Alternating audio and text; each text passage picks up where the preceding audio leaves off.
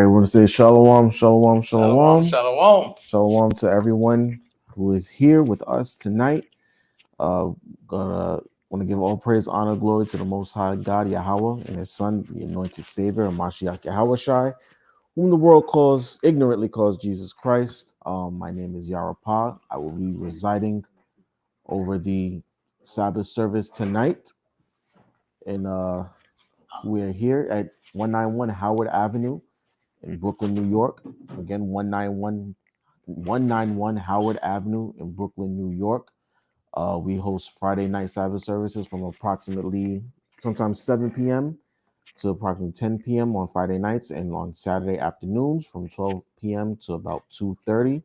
But with the weather and the seasons changing and the sun going down a little earlier, we choose to move up our Sabbath service night services.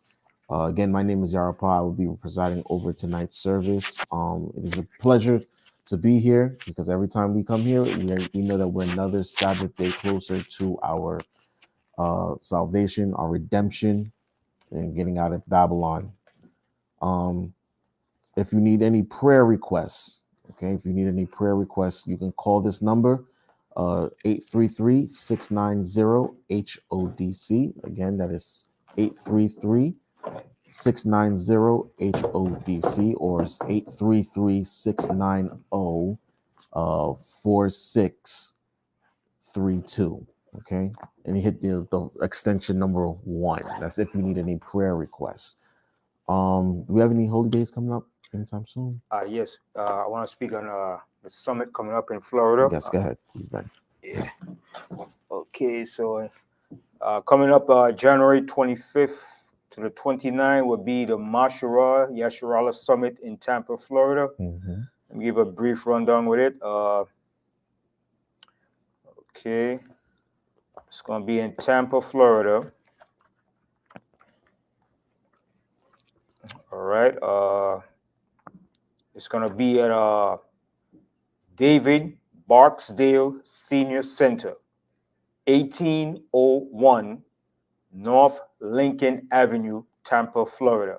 Mm-hmm. In the future, in the very next coming days, we're going to put up the address on the screen. So that's David Barksdale, Barksdale,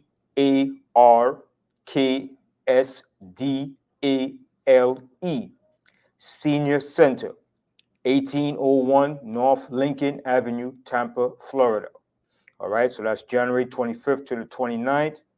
Okay, and also one more thing too. You could also log on to the Eventbrite. Okay, the Eventbrite. Okay, come on. We have an Eventbrite for it, right? I'm not sure.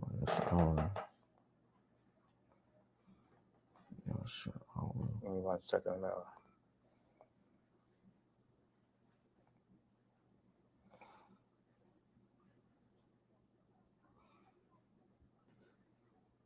I'll give you the address for the Eventbrite.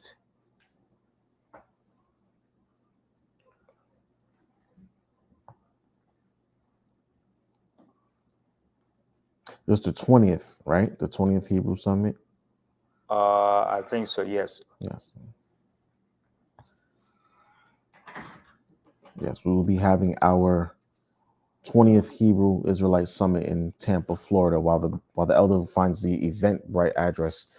Come and join us. It's a glorious occasion. You get to see and fellowship with other camps, other Israelite congregations in different parts of the country, different parts of the world. We fellowship, we make connections, we we network. Anybody needs any resources, you might find a brother or sister who have resources, who have different agendas going on. Doctrines get exchanged, and it's just an overall good time. It's a blessing to be able to come together with other like-minded people in this society, because this truth is actually kind of hard to find like-minded people, out in the world who believe the same things that you do. You found it, Ben? Yes. Okay, go ahead. All right. So the tickets are on Eventbrite. Okay, you could go to Facebook. Masharala Yasharala, or you could go to Instagram .com Mashura Yasharala for tickets, or you could go to www.masharayasharala.com. Okay, it's $25 for singles and $50 for family. Go to Eventbrite, pay your tickets, pay it now on Eventbrite. That's the best form of getting your tickets prepared for the event. So it's $25 for single, $50 for family at Eventbrite. Okay, and that's like I said on Mashura Yasharala Facebook, facebook.com Mashura Yasharala, or instagram.com Mashura Yasharala.com, or you could go to www.mashurayasharala.com. I'll spell that for you. Masharah.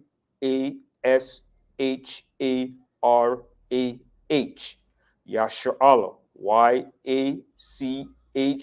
Yacharah. Masharayasharala.com. All right. So that's coming up in Florida. It's going to be a great event. We're going to have the Hebrew classes. We're going to have the history classes, the midwife classes. We're going to have a lot of events going on. Discussing very important things of what's happening to come, the events, the wars, the major crisis that's about to hit the earth, things, how to prepare, what to do when the time of this great crisis. Okay, so it's going to be a very important Hebrew summit with a lot of vital information coming out. All right, so be there, Tampa, Florida, January 25th to the 28th. All right, start making your preparation to the Hebrew summit in Florida.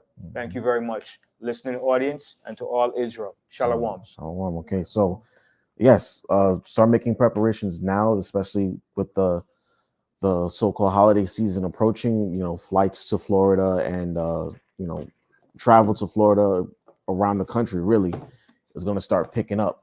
You know what I mean? So get your tickets now while it's still early, so to speak, and then you can, you know, you can come fellowship with the family, with the nation. All right. So before we get into tonight's topic, I usually honor the Sabbath day by going into scriptures about the Sabbath day. So Ben, if you can open me up with Sirach 33. Sirach 33 verse 7. You can start there. Okay, this is the book of Ecclesiasticus, the 33rd chapter in the Apocrypha. Ecclesiasticus 33 and verse 7. Why doth one day excel another? When as all the light of every day in the year is of the sun. Right. So the Bible asks the question, why does one day excel another when all the light of every day of the year is of the sun, right? We get the same light from the same sun every single day of the year. So therefore, what makes one day excel above another? Go ahead. By the knowledge of the Most High, they were distinguished. Right. So it says, by the knowledge of the Most High, they are distinguished. So it's the Most High who differentiates the days. Go ahead. And he altered seasons and feasts. Go ahead. Some of them have he made high days and hallowed them. Right. And some of them have he made ordinary days. Right. So some days the Most High hallowed them and made them high days, meaning he sanctified them. He separated them. These are separate days from others. And then every other day is an ordinary day. It's the Most High that does that, right?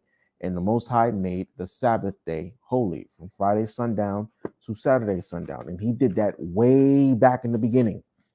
Way back in the beginning. So now we're going to jump into the Bible and go to Genesis chapter 2, verse 1 to 3. Genesis chapter 2. Here's it 2 in the first verse. Yes, sir. All right. Genesis chapter 2. In the beginning, Bara Yashiaf. Genesis chapter 2, verse 1. Thus the heavens and the earth were finished, and all the hosts of them. Right. So the host of them means that everything that's inhabiting the heavens and the earth. So in the earth, you have animals, trees, plants, human beings, sea creatures. And the heavens are the celestial beings, the heavenly bodies, the angels, right? So he said he finished them. He finished those things, right? Go ahead. And on the seventh day, the Most High ended his work, Mm-hmm. which he had made. Right. So it said on the seventh day, he finished and ended his work, right? Go ahead. And he rested on the seventh day. He rested. He came to a halt, a stop on the seventh day. Uh-huh. From all his work which he had made. Right. And here it comes. And the Most High Power blessed the seventh He day blessed it, right? Go ahead. and sanctified it. Right. He sanctified it. Remember in Ecclesiasticus, it said that by the knowledge of the Most High, he changed which days meet. He distinguished them. Go ahead. Because that in it he had rested from all his work, which the Most High Power created and made. Right. So because the Most High stopped his doing, he stopped working, and he blessed the day. That's why he blessed it. He sanctified it and said, because in it he had rested from his work. Right. That's why the Sabbath day, the seventh day, is a holy day, because the Most High stopped what he was doing. He finished his work. Okay. Now from there, I want you to jump to Exodus chapter 20, verse 12, I believe.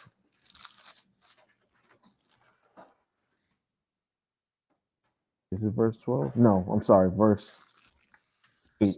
Yes, verse 8. The book of Exodus, chapter 20, verse 8. Mm-hmm. Remember the Sabbath day Right. to keep it holy. Right. The Most High commanded Israel. He said, remember the Sabbath day to keep it holy. How do we keep it holy, Ben? Go ahead. 6 days shalt thou labor and do all thy work. Right. So we have 6 days out the week to do all our labors, to do everything that we need to do, to cook, to clean, to make food, to do laundry, to do field work. If you have a manual labor job, or if you have any kind of job, you're supposed to work at the most 6 days out the week. Right. Go ahead. But the seventh day is the Sabbath of the Most High thy power. Right. Go ahead. In it thou shalt not do any work. Right. You're not supposed to do any work on the Most High Sabbath day. Go ahead. Thou, nor thy son, nor thy daughter. Right. So if he said you, your son, or your daughter, so you and your children are not supposed to work on the Sabbath day. Your children are supposed to be free from their chores. They're supposed to be free from their schoolwork. They're supposed to be free from, if they have a job, okay, they're supposed to be off on this day, just like you. Go ahead. Thy manservant. So if you have someone who works for you, go ahead. Nor thy maidservant. Right. If you have any employees, say if you run a business, you're supposed to give your employees off on the Sabbath day. If you have a maidservant, or like a house servant, right? If you have someone that cooks and cleans for you on the Sabbath day, they're supposed to have that day off. Go ahead. Nor thy cattle, nor thy stranger that is within thy gates. Right. So if we have animals, if you own farmland, or if you have a pet even, they're supposed to be free on the Sabbath day. They're supposed to chill out. They're not supposed to be tilling the ground, plowing in through the fields and anything like that for labor on the Sabbath day. They're supposed to get a rest also. And it says any stranger that is within thy gate. So when we were in our own land and people from other nations came into our land, whether they were just passing through or whether they came to stay, right? They were supposed to honor and keep the Sabbath day also. All right. Go ahead. For in 6 days the Most High made heaven and earth, the sea and all that in them is, right, and rested the seventh day. Wherefore the Most High blessed the Sabbath day and hallowed it. Right. That's what we read in Genesis, because on the seventh day the Most High saw everything that he made, saw that it was good, and decided, okay, I can chill. I don't have to do anything else. This is a holy day, right? That's why we keep the Sabbath day holy. Now from there, get me Psalms. I believe it's 116. I think it's Psalms 118, verse 24. Psalms 118, verse 24. This is the day which the Most High have made. Right. This is the day that the Most High has made. The Sabbath day is a day that the Most High made. Right. What will we do? We will rejoice and be glad in it. Yes, we will rejoice and be glad in it. Why? Because if it was up to our enemies, we would we would never keep this day holy. We would be working sun up to sundown every day of the week if it was up to our enemies. But the Most High gave us a day to be free from all the things that we care about throughout the other 6 days. And we will rejoice and be glad in it. And as an Israelite, we rejoice on the Sabbath day because we know that it is another Sabbath day closer to our salvation. Okay. So with that, we're going to get into tonight's class, dysfunctional families. This is actually a topic I've covered before, but I'm going to restart it because I feel like I kind of dropped off a little bit. But I'm going to restart it because now we're coming up into this so-called holiday season where families are supposed to come together and have all these communal events and, you know, all these wicked holidays that we're supposed to quote unquote celebrate. But we're actually going to show that our families are very dysfunctional and not together as we thought that we ought to be. Our families are not in good conditions, especially if you look at the so-called black man and black woman. There's a lot of gender war going on right now in our community, and it's breaking up our families. And what people don't realize, what our people don't realize, is that this is all a plot by Satan and his minions. Okay, because if it was up to him, it would destroy us as a people, right? So, but it goes all the way back to the beginning, and that's what we're going to show tonight in part 1, that our families are destroyed starting from the beginning, okay? And that sin is the ultimate underlying cause of all of our family issues in the world right now, particularly in the nation of Israel. Okay, so I want you to go back to Exodus chapter 20, verse 12, because we're supposed to love our families regardless of what year it is, because for some reason, right? For some reason, our people usually wait till this time of the year to be around family and all this here, and you start making travel plans to go see your family down in North Carolina or Georgia or wherever they are, or they come up here. And we're supposed to love our families throughout the year. We're supposed to be truthful to our families no matter what time of year it is. You don't have to wait until this time of year to do so. Call it when you got it, man. Exodus 20 and what? 12, Salakia. Okay, the book of Exodus chapter 20, verse 12. Mm-hmm. Honor thy father Mm-hmm. and thy mother. Right. So the Bible says, honor your father and your mother, right? Those are two your progenitors. Your parents give you life, and you're supposed to honor them. You're supposed to respect them and love them. Why? Go ahead. That thy days may be long upon the land Mm-hmm. which the Most High thy power giveth thee. Right. We're supposed to honor our parents because it would lead to a long life. Okay. When you honor your parents, you are given a long life. That's what the scripture says. The Most High said he'll give you days upon the land, many days. Okay. Maybe long upon the land. Now from there, jump to Leviticus chapter 19, verse 17. And Ben, if at any point you want to interject, please do so. Okay, yes. Okay, the book of Leviticus, the 17th chapter. 19th. Leviticus 19. 17. And the 17th verse. Sir. Okay. Thou shalt not hate thy brother in thy heart. Right. We're not supposed to hate our brothers in our heart. Go ahead.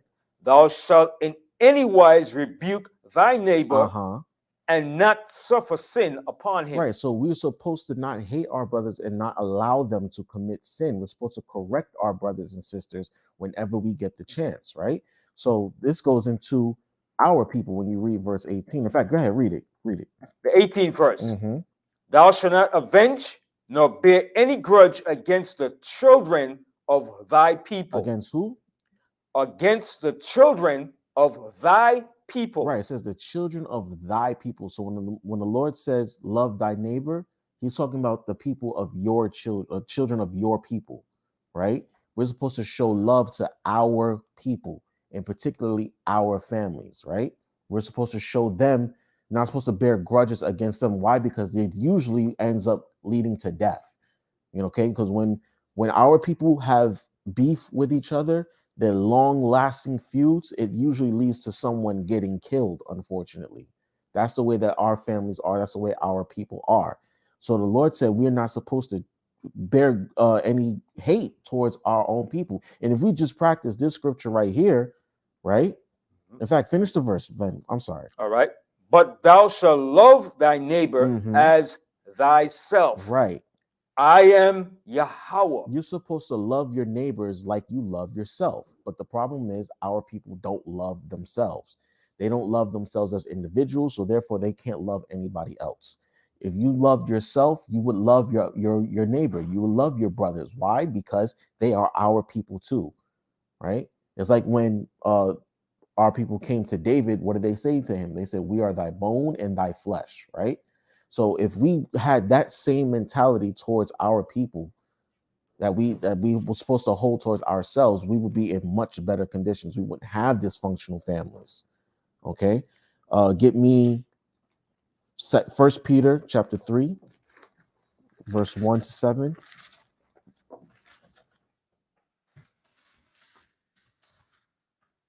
First Peter chapter 3, verse 7. Verse 1 to 7. I'm sorry. Okay. First Peter chapter 3, verse 1. Likewise, ye wives, be in subjection to your own husbands. Right. Wives, be in subjection to your own husband. This goes into the roles of the husband and the wife, the family unit, so to speak. This is how we form nations. Nations are basically groups of families, okay, that are bonded by culture, tradition, and blood. Okay. This is how we create families, through husbands and wives. Go ahead.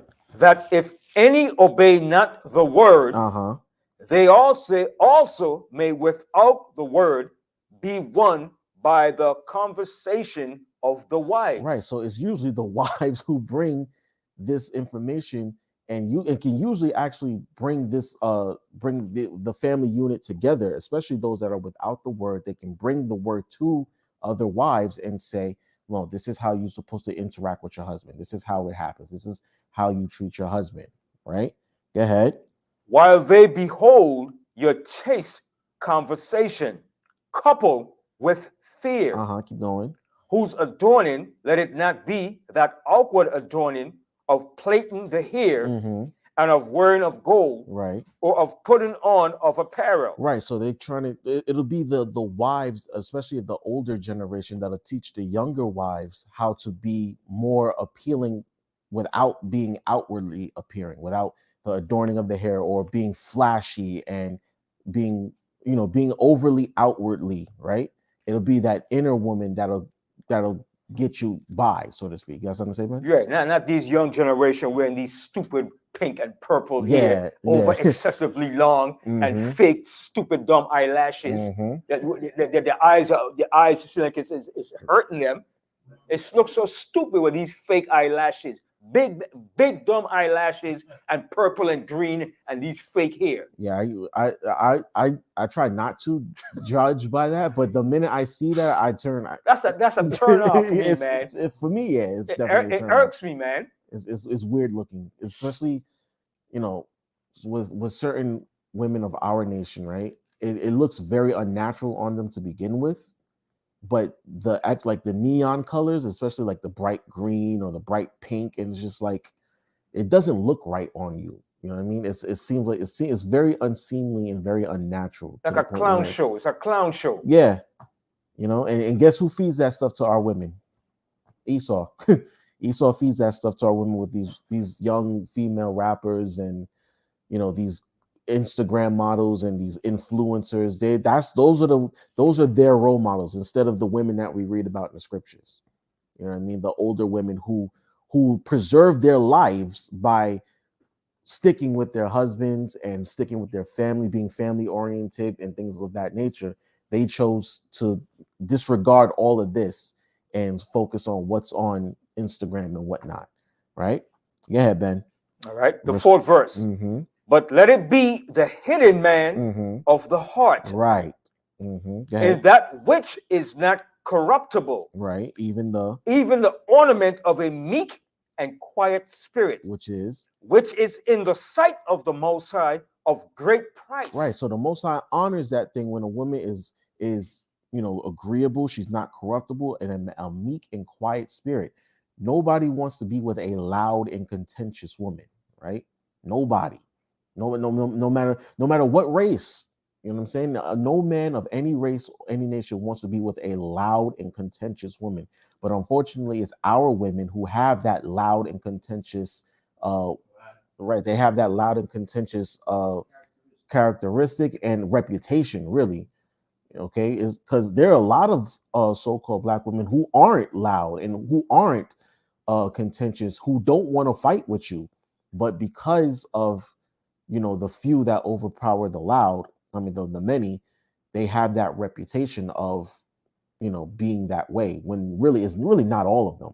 And as you can see, the scriptures say that is in the Most High's eyes, that's a great price. It's a beautiful thing because that's how He made them to be. Okay, go ahead. The 5th verse.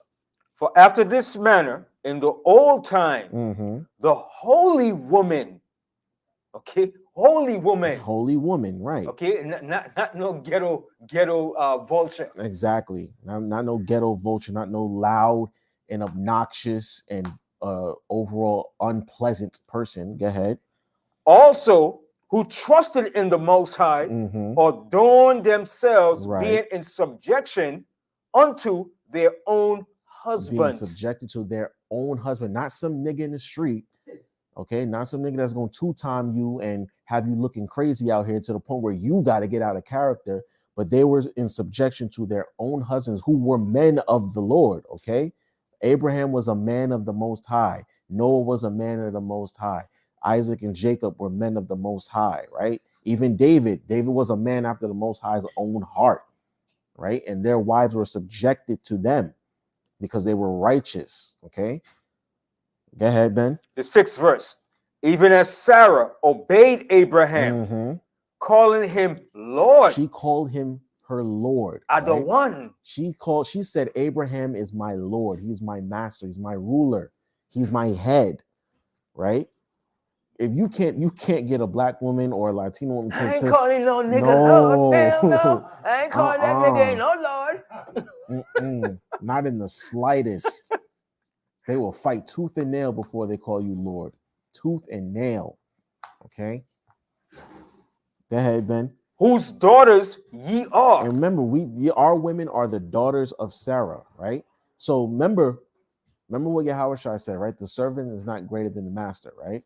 So if Sarah was calling Abraham Lord, now if our women are the daughters of Sarah, what is stopping them from calling the men that they're married to their Lord? What's stopping them? You know what I mean? You got to think about that for a second. You got to think about that.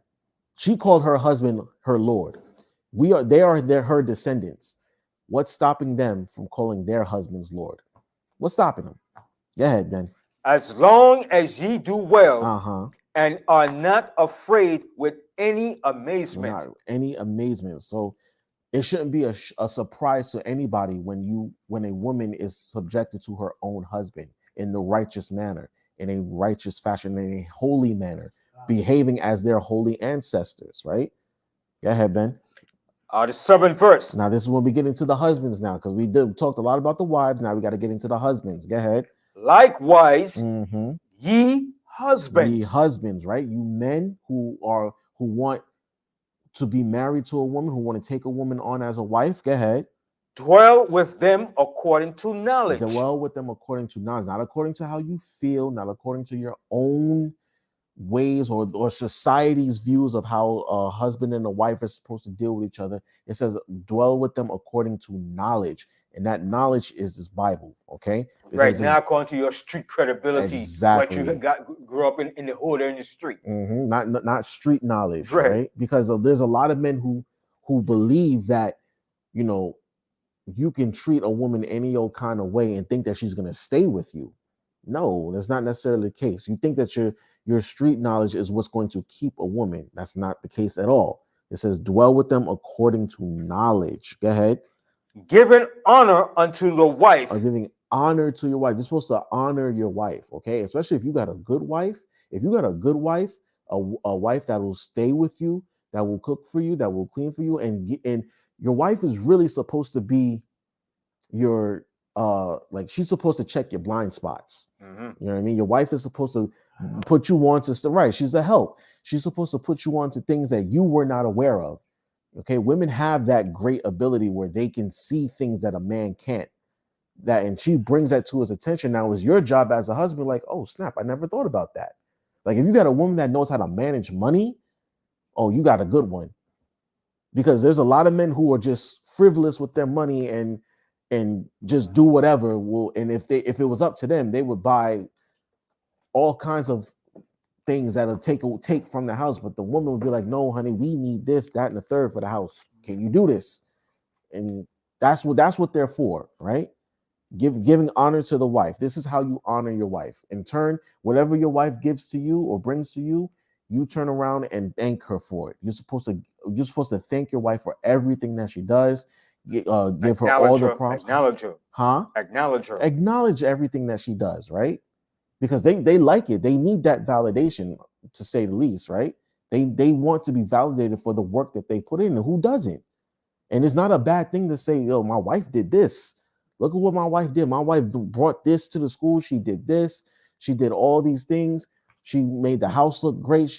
My house is always in tip-top shape because of my wife. There's nothing wrong with that. Okay. But some brothers, for some reason, they think it's a weak thing to acknowledge their wives. They think their wives are supposed to be their footstool. It's not the case. All right. Finish the verse, Ben. As unto the weaker vessel. Right. And as being heirs together of the grace of life. Right. So it says the weaker vessel, meaning, let's just listen, the woman is the weaker vessel. She's smaller. She's not as strong as us. The Most High made her that way. Okay. But she has her own strength, especially when it comes to childbearing. Right. But it says being heirs together of the grace of life, meaning your wife is going to inherit this kingdom with you as long as y'all stay on the right path together. Mm-hmm. Okay. You're supposed to do this thing together, especially when y'all raising children. They're supposed to be together. It ain't supposed to be just her or just you. You guys are supposed to do this together as a unit, as a family. Okay? Finish the verse, Ben. That your prayers be not hindered. Mm-hmm. And so our prayers be not hindered. So if we do this thing together, it's like one thing that I've always thought that a couple should do, especially a married couple, I've always thought that they should pray together, right? A married couple, and of course I'm not married, so I tread lightly on this topic, but when a man and a woman can come before the Most High together and pray, right, then you have a powerful vibration going, because the Most High is hearing two prayers that are unified, right? It's just like with Isaac and Rebekah, when she was being troubled with her pregnancy with Jacob and Esau, it was Isaac who went before the Most High and said, listen, what's going on with my wife? My wife is in great deal of pain. Like, what's going on here? They went together as a unit, right? So from there, we're going to jump into the sin aspect of our families, because there were plenty more scriptures, but we would be here all night. Mm-hmm. So we're going to show you how sin affects the family real fast. And then we're going to jump into the first family of sin. Okay, so I want you to get Deuteronomy 28, verse 15. Okay, the book of Deuteronomy 28, verse 15. Okay.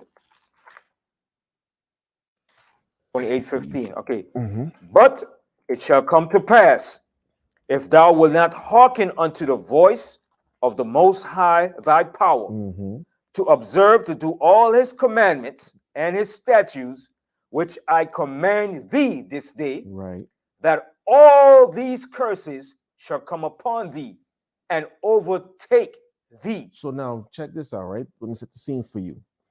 We are on the other side of Jordan before we went into the land, right? Moses is giving us his final speeches, because he's not going into the land with us. We were there as a nation in the wilderness with him. He is giving us these messages and giving us warnings about what would happen to us and our families if we did not keep the Heavenly Father's commandments. We know that sin is what? The transgression of God's commandments, correct? So he gave us warnings that if we did not keep these commandments, we would be cursed as a people. And then he would give us specific curses about what would happen to our families if we did not keep these commandments. So jump down to verse 32. And can I add to that too? Sure, go ahead. And while he was showing us these things, he was showing us the things that's going to happen to us in the future, in the future of our development as a nation, and what was going to happen at the end of us when we didn't keep these statutes and commandments. That's correct. All right. So our elders and our prophets and our wise men always showed the outcome of our nation. They showed the present, the past, and the future outcome of us, and the final resolution or solution to it all in the outcome that the Most High had planned for us. Absolutely. God, Moses knew the outcome and the plan of the Most High ultimately for his people, but he had to lay down and show these rules and laws and instructions to us as a nation of people. Absolutely. When you read Second Ezra, what is it? Is it chapter 5 or chapter 6, where he said that he took Moses up by a long season and showed him the beginning, the midst, and the end. In the 14th chapter. Is it in the 14th chapter? Yeah. It said that he showed him the beginning, the midst. Yes. If you can get it real fast. Yeah.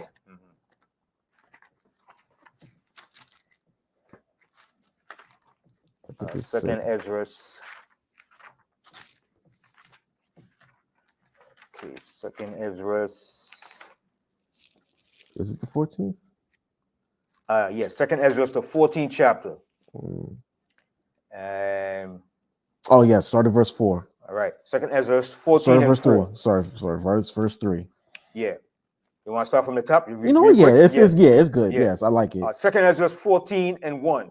And it came to pass upon the third day, I sat under an oak, and behold, there came a voice out of a bush over against me, and said, Ezra's. Right. So this is Ezra's is chilling under an oak tree, and he hears a voice out of a bush, kind of like Moses did. Right. Go ahead. And I said, here am I, O Most High Power. And I stood up upon my feet. So he stood at attention as soon as he heard the voice. Go ahead. Then said he unto me. Wait, real quick. But you notice how he immediately knew that it was the Most High that was calling him. Yeah, it's a certain distinguished sound. Go ahead. Then said he unto me, in the bush I did manifestly reveal myself unto Moses. Right. See, just like he did to Ezra right here. He manifested himself to Moses in the bush. He manifested himself to Ezra in the bush. Go ahead. And talk with him when my people serve in Egypt. In Egypt, right? Go ahead. And I sent him and led my people out of Egypt and brought him up to the mount of Sinai. Go ahead.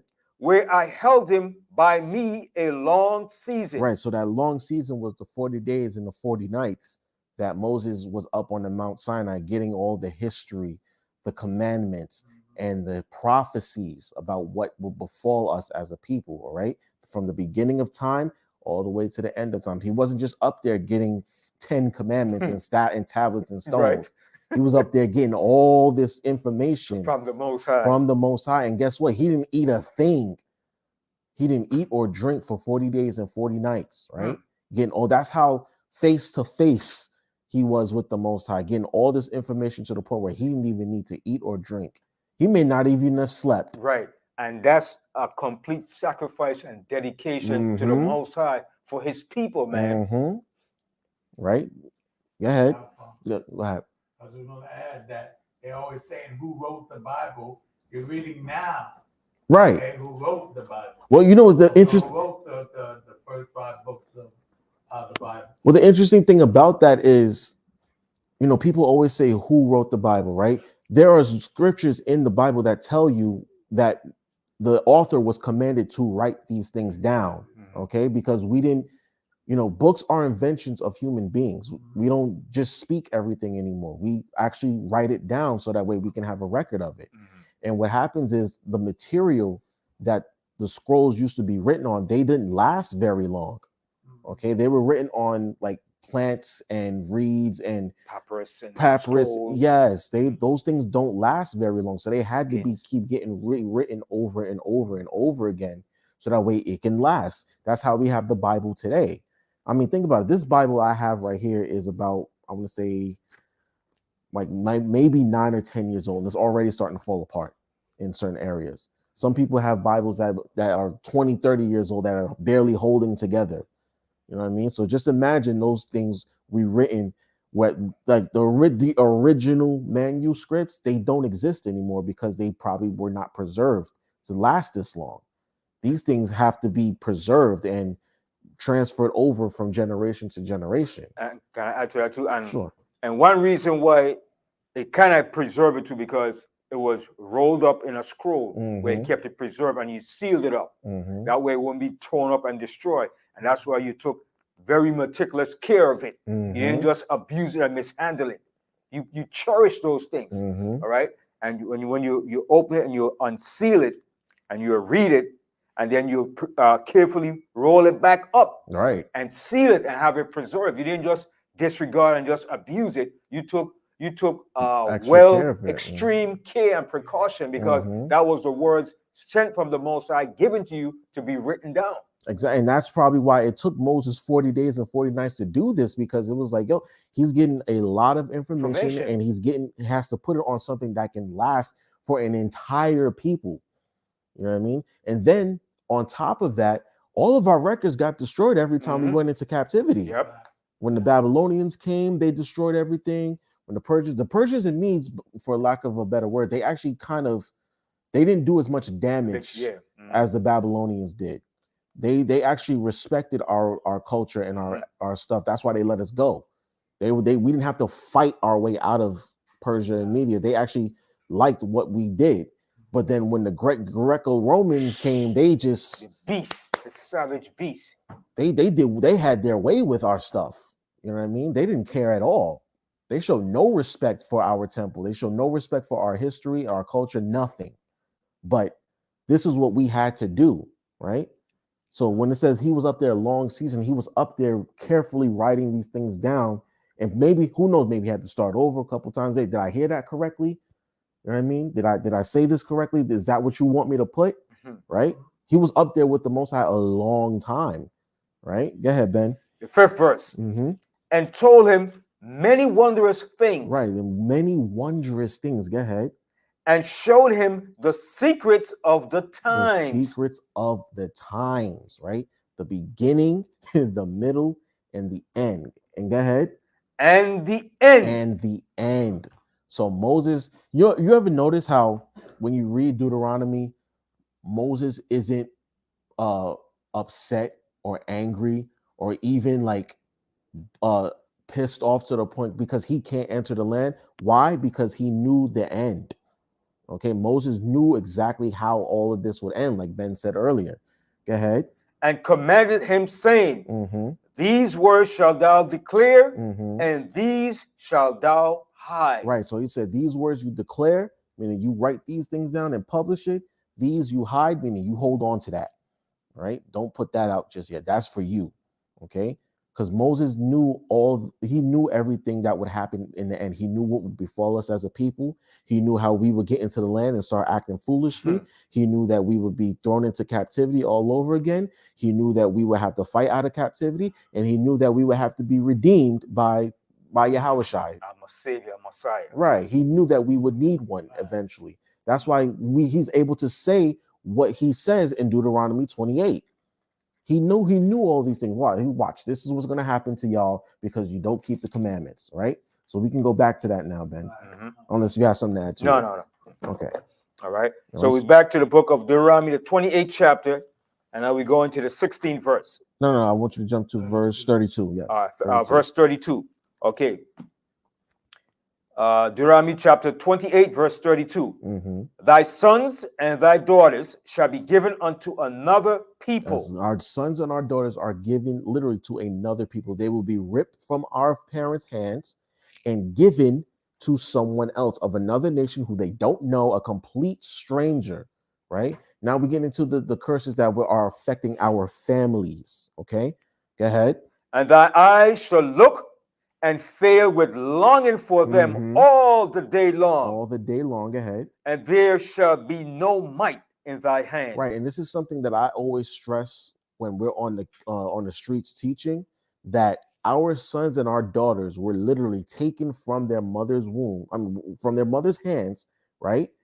Given, sold off on auction blocks to our enemies, and the mother is screaming, she's crying, saying, please don't take my child, please don't take my baby, don't take my baby, that's my son, my daughter, yada yada yada. And there's nothing that we can do to get them back, right?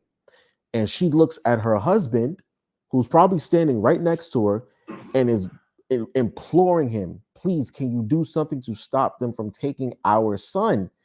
And the husband's just standing there thinking to himself, what am I going to do? I can't do anything, because if I try to attack, if I try to get them back, they're going to kill me. And now you lose two. She's out here by herself. She lost her wife, lost her husband, and she lost her child now, right? This is what sin was going to do to our families. Our sons and our daughters were literally going to be taken from another to and given to another people. And the child themselves, right? They have no idea what's going on. All they know is, I just got ripped out of my mother's hands, right? And now this grown man who I don't know is taking me somewhere. I don't know where I'm going, and I don't know when I'm going to see my mother again or my father again, right? These are the things that were happening to our people, right? Go ahead. That's called total powerless. No power, no power. strength, nothing. No military, nothing to withstand and stop what was going on. And we still can't. To this day, because guess what? If somebody decides to call ACS on your child, what are you going to do to stop them? Nothing. You can't do nothing to take them back. Even if the person told a lie on you, exactly, they're still coming to your house and make an inquiry and want to take your child. If a child goes to school, right, and says something offhand like, oh, my mom, she just hit me upside the head with a, you know what I mean? It's a wrap. Yeah. It's a wrap. They come in to take you to the teacher who knows nothing about you, your family, how y'all operate, know nothing about your family unit. They hear that one little comment, they start asking questions, and y'all know children don't know how to put a filter on, right? They'll say something that'll raise so many alarms in the teacher's head, and they'll call ACS, and next thing you know, your child's getting taken away. Sin is the cause of that. Yep. Right? Did we finish that verse? Yes, we did. 32, yes. Jump down to verse 54 to 57. All right, 54, verse 54. So that the man that is tender among you and very delicate, his eye shall be evil toward his brother. There it is, right? His eye shall be evil towards his brother, both his blood brother, right, if he has one, and his people. Remember, we spoke about earlier that the children of thy people, right? It says that the man that is delicate among you will be evil. His eye will be evil towards his brother.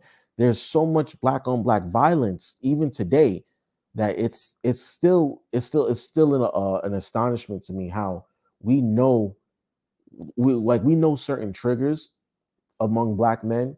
Like if you step on his shoes, or if you say something, if you look at a brother the wrong way, he's ready to fight. You know what I mean? If you look at another black man the wrong way, he's ready to fight. And I don't get it. I don't understand why, right? But this is what it is. This is what sin has done to our people. Right. Yeah. And then there was an incident about 2 weeks ago in Flatbush Garden. This brother, they're living in the same building, and RP have no disrespect for one another. He was blasting the music, and so the brother keep constantly telling me, bro, you got a lot of music, though. You can't be. And RP, they love to do that. No respect, blasting the music all late hours, nonstop, no regard for you. So he came out and said, listen, could you turn on the music? So he pulled out the scissors and had the scissors pointing listen, turn the music down. So the guy in turn pulled out a gun, shot him and his son. That's our people, man. That's our people. And it's two Jakes that did it. It wasn't Jake on an Edomite or Edomite on a Jake. It was two Jakes that did that. Now you left a woman without a husband, right? And you left a mother without a son. And the crazy thing is, it was all caught on camera, right? And then later on, I believe the brother got into an altercation with the police officers, and I think they wind up killing him, if I'm not He mistaken. got Right? shot or something like that. I think he yeah. got shot by some police The officers. police shot him. Yeah, he tried to. I think he tried to escape or something like that. Mhm. Yeah. See, now 3 brothers are dead over a small incident. That's hate. That's that hatred that we got towards one for another because of sin, right? And when we get into the first family of Adam and Eve, we're gonna see how hatred towards your brother drove a wedge in your family, right?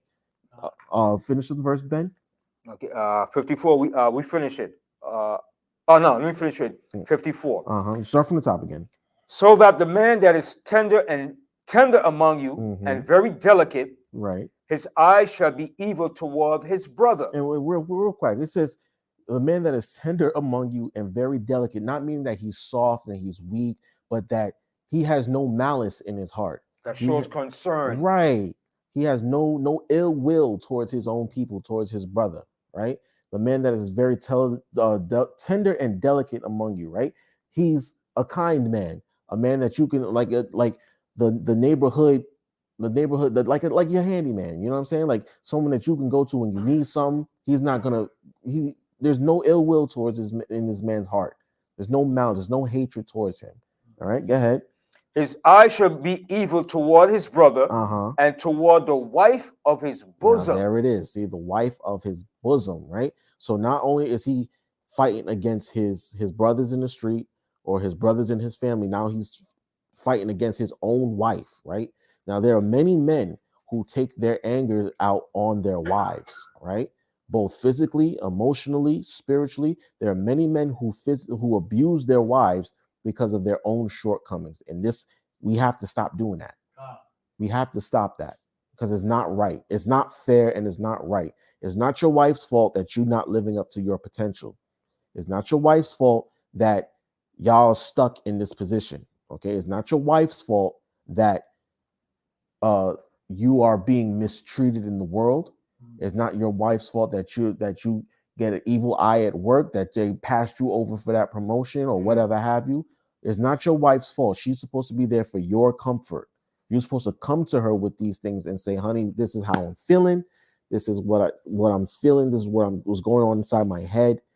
Because you're my wife, I want to talk things over with you. You're not supposed to come home drunk and enraged and want to fight everybody now. There's a lot of brothers that do that. There's a lot of men in the world that do that. And go ahead, Ben. And you know what? And a lot of times too, that problem lies with the man. We have to take a introspective look at ourselves. We want to blame everybody else. We know the man is the problem, but a lot lies within us from our sins. Like you said, it's a sin. We have to look within ourselves and say, wait a minute, what's going on with myself? You have to take a inventory of ourselves. And like Ice Cube said, you got to check yourself before you wreck yourself. And that's what a lot of us don't like to do as men. Oh, yeah. We rather point the finger and say, yeah, that nigga. But a lot of times we have to look at ourselves. What's going on with us in the inside? 1000%. And it's a hard thing for a man to do. It is because of pride, of ego. You know what I'm saying? Most men, and ignorance, really, of thinking about what, the thing is with a lot of men, I notice a lot of men, we are afraid of our own mortality because we think there's something wrong with us that'll lead us down the wrong path. But it can honestly save your life if you just do the work. If you, like you said, if you do that introspection and you start looking within yourself, you can be a better father. You can be a better husband. You can be a better brother. You know what I'm saying? You can be the best man that you possibly can be. Go ahead, Drew. Oh yeah, you have to learn how to talk to your wife. Absolutely. You have to talk these things out. Absolutely. Before you get to that counsel level, you should be able to talk things and reason things out with your mate, with each other. Absolutely, because that's what she's for. You're supposed to come home and say, "This is how I'm feeling, honey. I feel like this.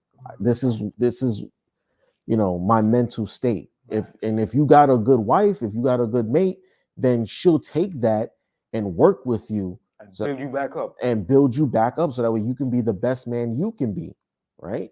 And in turn, when she does it, Okay, now I'm gonna take it and help build you back up so that way you can be the best wife you can be, and we can be the best unit that we can be together. But a lot of us don't think like that. We think that, the woman is just for, a pump and dump. That's it. That's all she is to me. And if you have a woman like that, then that's where the eye towards the wife of your bosom, the evil eye, you don't even look at her as your wife anymore. She's just a ball and chain, or she's a burden. And your wife is not a burden to you. She's not supposed to be a burden to you. You're supposed to look at her like she's your partner, right? And these things destroy our families, right? Go ahead, Ben. Read on. I just want to read Yeah, some to go add ahead. to that real quick. This is the book of Ecclesiasticus in the Apocrypha, chapter 25, verse 1. Let me write that down. You said 25, verse 1. Ecclesiasticus chapter 25, verse 1. 25. Go ahead. In 3 things Oh, yes. I was beautified and stood up beautiful both before the Most High and men. The unity of brethren, The unity of brethren. Go ahead. the love of neighbors, a man and a wife that agree together. There it is. See? What it says, unity of brethren, community, right? The community. When the community stands together, you are beautified before God and men, right? Go ahead. And it says the love of neighbors. When you, again, that community aspect, when a nation stands strong together, it creates a powerful nation. You have a beautiful thing. And like I said before, nations are groups of families, right? The family is the backbone of a nation, right? That's why America's so screwed up now, because they've destroyed the family unit. You know what I'm saying? Now you can have a family unit of 2 men and a transgender child. You know what I mean? When the Most High said that it's man, woman, child. That's the family structure. That's the unit. But when you destroy that, you destroy the nation. When you don't uphold the standards of a family, you destroy those things. Okay? So the unity of brethren, the love of neighbors, a man and a wife that agree together. A man and a wife that agree together, you can't come in between them. You can't break that up. It's like Yahweh said, what God has brought together, let no man put asunder. Right? Once you got that going on, there's nothing that can stop you. There's nothing that can touch you. All right. And we have to understand that sin is the cause of that. So once we eliminate the sin, we eliminate those, we become a better unit as a family, and then we become a better nation. Okay. Did we finish the Deuteronomy? Yeah, you go back to Deuteronomy. Okay, go ahead. So we're in the end of 54. And toward the remnant of his children, which he shall leave. Now, if that ain't about us, I don't know who it could be about, because we have the biggest reputation of being absentee fathers. Think about it. What other group of men have the world's leading reputation of being absentee fathers? Right? Now you already got hatred towards your wife, you got hatred towards your brother, now you got hatred towards your own children. Mind you, you made them. You laid down with this woman. She didn't make those children on her own. They're your children too. Be a father, step up, be a man, be a dad. It's not that hard. Well, it's not that complicated, I should say. Being a father is probably one of the hardest things. I'm not a father myself, so I can't say. But you made those children. Be a man, okay? You made them. Step up and take care of your children, right? And then, and one thing that I find so grievous and hateful among some of our men is that you have children, you don't consider how they're eating and living, but you living good, eating every day, and you buying this for your car, new rims, new sounds. You're doing all these things for yourself, but you're not concerned about your children, how they're living, and how they are surviving, and how they're getting along. Exactly. You have no concern, but you have money for everything else. Exactly. I hate that, man. I can't stand that, man. Yeah, absolutely. I know so many fathers who will literally starve themselves just so their children can have crumbs to eat. You know what I mean? Just so that they will literally not eat just so their children can. But then you got other fathers who are not even in their children's lives, who are living it up, just like you said, living it up, doing what they want to do. Meanwhile, the mom is back at home trying to make ends meet, and she's just like, damn, what am I going to do? And I can't ask him because he ain't no help. He ain't no help whatsoever. right? Just and scratching, you know. Don't do nothing around the house. Don't I make more money than him? Why do I gotta listen to him? And actually, we're going to get into that in the next couple verses, but that's the befalling of our people. Yep. Uh, That All only right. fits us, man. In fact, just jump down to 56. 56. Mm-hmm. All right. The tender and delicate woman among you, Mm-hmm. which would not adventure to set the sole of her foot upon the ground for delicateness and tenderness. So check this out. It says the tender and delicate woman among you that wouldn't even put her feet on the ground, meaning she ain't never had to work a day in her life, right? She ain't never had to do no hard, bitter bondage, right? That's not what the woman was meant to do. She's not supposed to be out here hustling, bustling like we are. That's what we're supposed to be the workers of society, right? The woman was supposed to stay home and take care of the kids and make sure that the nation is good. But our job is to go out there and get it. You know what I mean? But because the woman is now in a position where she has to go out and get it, what's going to happen, Ben? It says, her eye shall be evil toward the husband of her bosom. There it is. So now because she has to get out and work, now her eye is evil towards us, right? Because she is out of her element, so to speak. She's out of her comfort zone where I know, listen, there's so many women I know who like having money, but don't like working. You know what I mean? There are men who like to work. We usually like to work. You know what I mean? We like to, sometimes we use work as a distraction. Sometimes we use work as a motivating factor, but we do everything that we do so that way we can have nice things and now our family can have nice things. Our family can eat, have a roof over our heads, and this, that, and the third.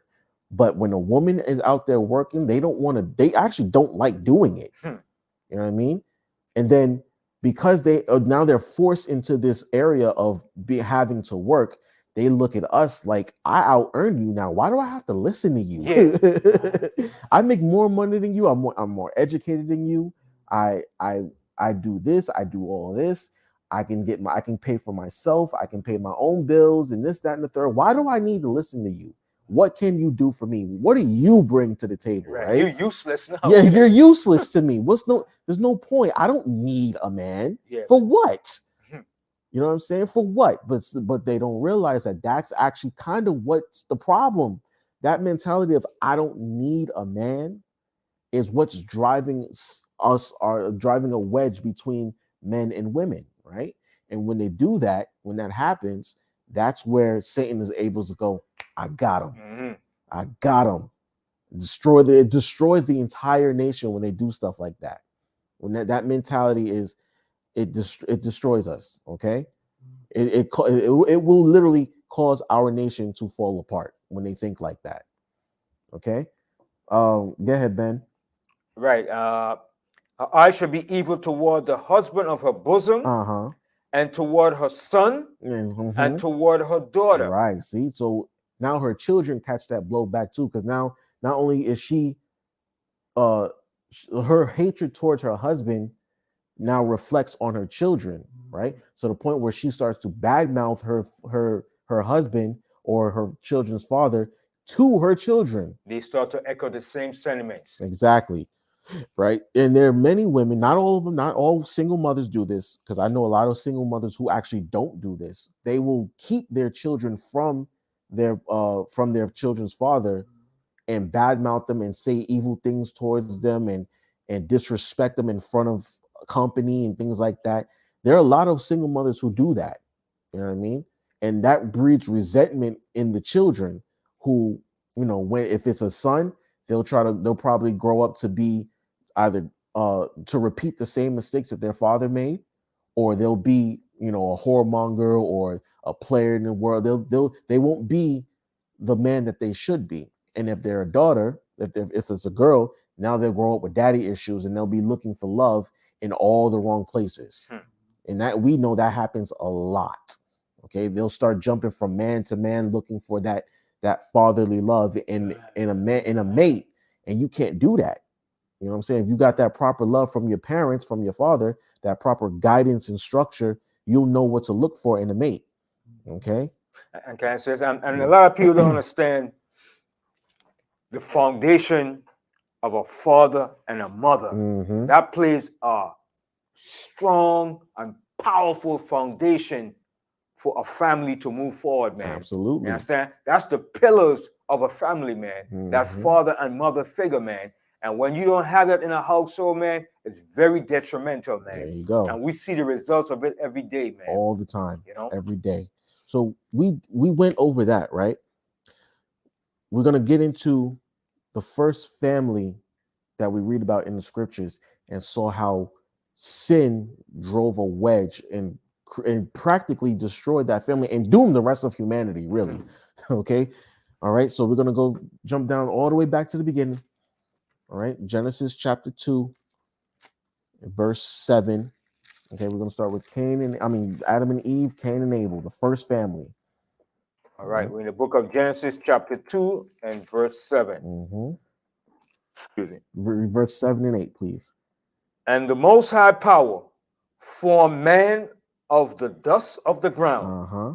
and breathed into his nostrils the breath of life. Right. So we said he formed man of the dust of the ground, meaning you literally come from the earth. We are made of the earth, right?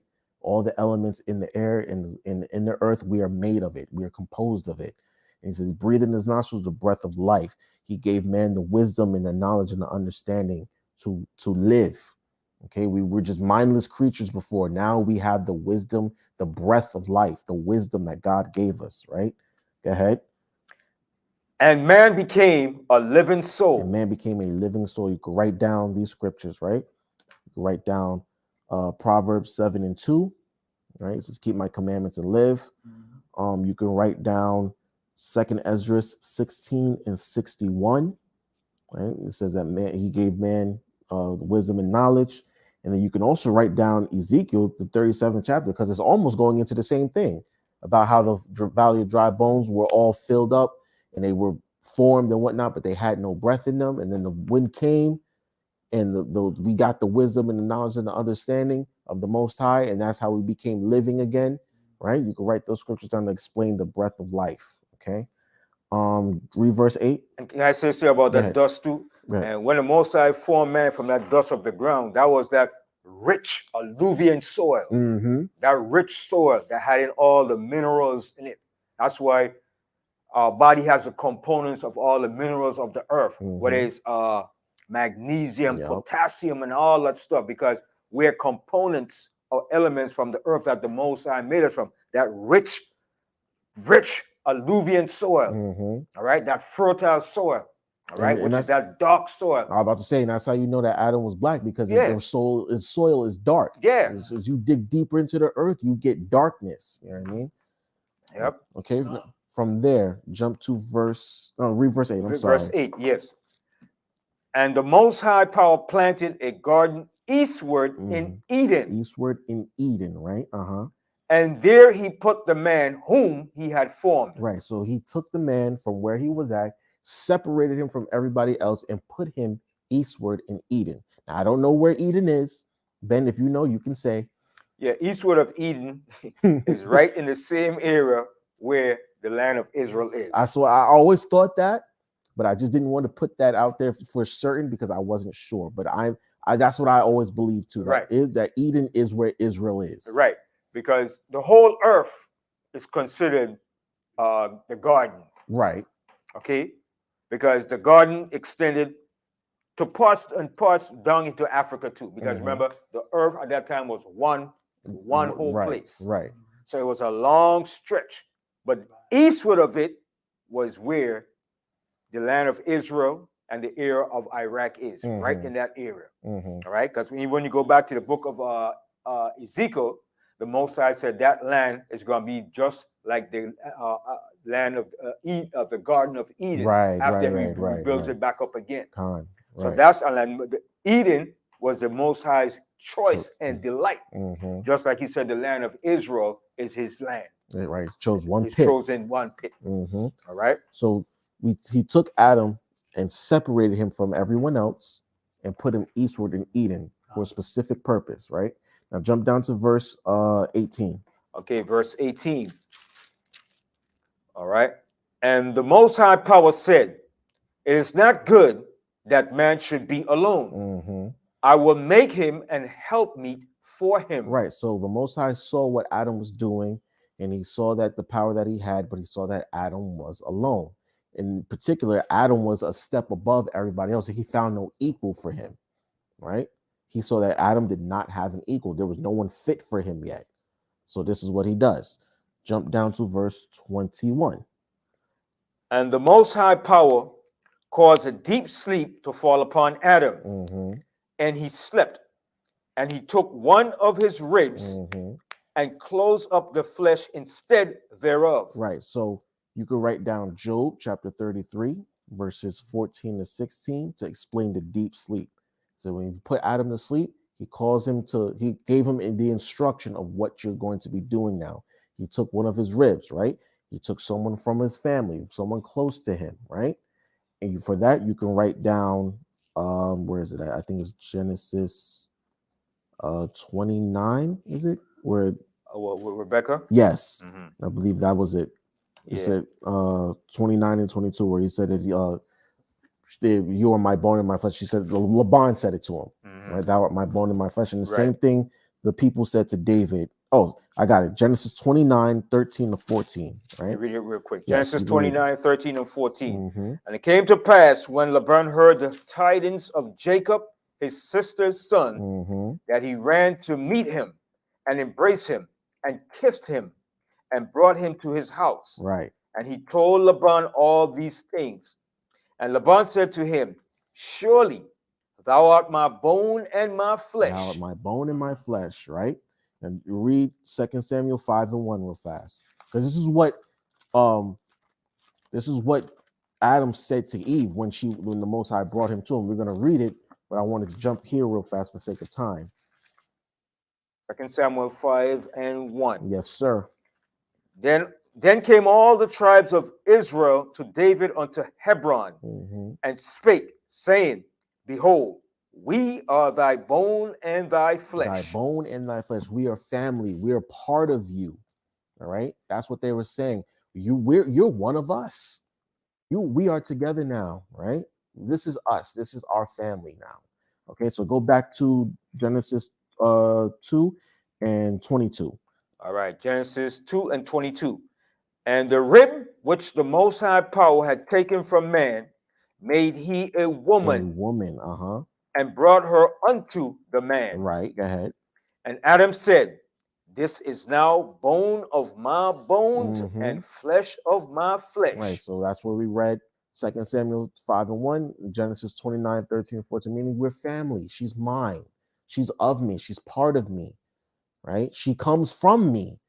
You know what I'm saying? She's unified with me now. Go ahead. She shall be called woman. Right, she should be called woman, meaning because she was taken out of man. Right, there it is. That's what woman means. It means from man or of man, right? Go ahead. Therefore shall a man leave his father and his mother, and shall cleave unto his wife. Right. And they shall be one flesh. Right, so this particular part right here, this shows the forming of the family unit. When the Most High through Adam said this, what he did was establish the family unit. So it says, therefore shall a man leave his father and mother. Notice that he said leave father and mother, meaning Adam had those. Adam had parents, number one, right? But he said leave his father and mother. It shows a sign of maturity, right? When you are leaving your father and your mother's house, you are stepping out on your own. It shows a sign of readiness, a sign of maturity, and a sign of wisdom, right? And it says he shall cleave unto his wife, meaning that now this is a process of becoming one with this woman. Notice it said his wife too. It says his cleave unto his wife, not his husband, not something else. It said cleave unto his wife. Okay. So you know that is a man and a woman. To cleave unto someone, that means it is a process of getting to know them, becoming familiar with them, understanding them, and them understanding you, right? And it says they shall be one flesh, meaning they are one unit now. They are together, okay? They are unified in everything. Just like the Most High and Yahushua are one, The husband and the wife are supposed to be one. Okay. And it says, okay, that was it. Did we read verse 25? No. Okay, read it. And they were both naked, Mm-hmm. the man and his wife, The man and his wife, and were not ashamed. Right, it's because they were open with each other. They were open and honest. They were free of sin. They were free of sin at this point. They were not corrupted by it. So and they didn't even know it because they were walking in perfect righteousness with each other. They had nothing to be ashamed of. They had no sin. They had no stain of sin on them. So that's what it means that they were naked. Right. They and were not innocent. ashamed. Innocent. Exactly. I mean, they were physically naked with no clothes on. Right. Exactly.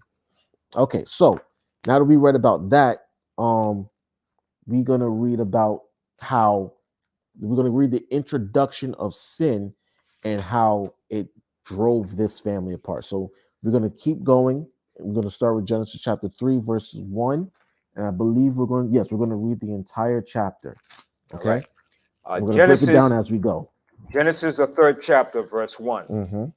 Now the serpent was more subtle than any beast of the field, which the Most High Power had made. Now the serpent was more subtle than any beast. I mean, he was more sly, he was more low-key, crafty than any other creature of the Most High. I mean, now if you really look at the nature of a snake, an actual snake in the wilderness, they are very cunning, they're very sly, they're slender.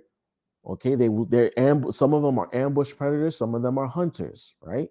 They will sniff out a prey, lay in wait for the prey to come, and then bite them, let them go, and let the venom take over as the prey tries to run away.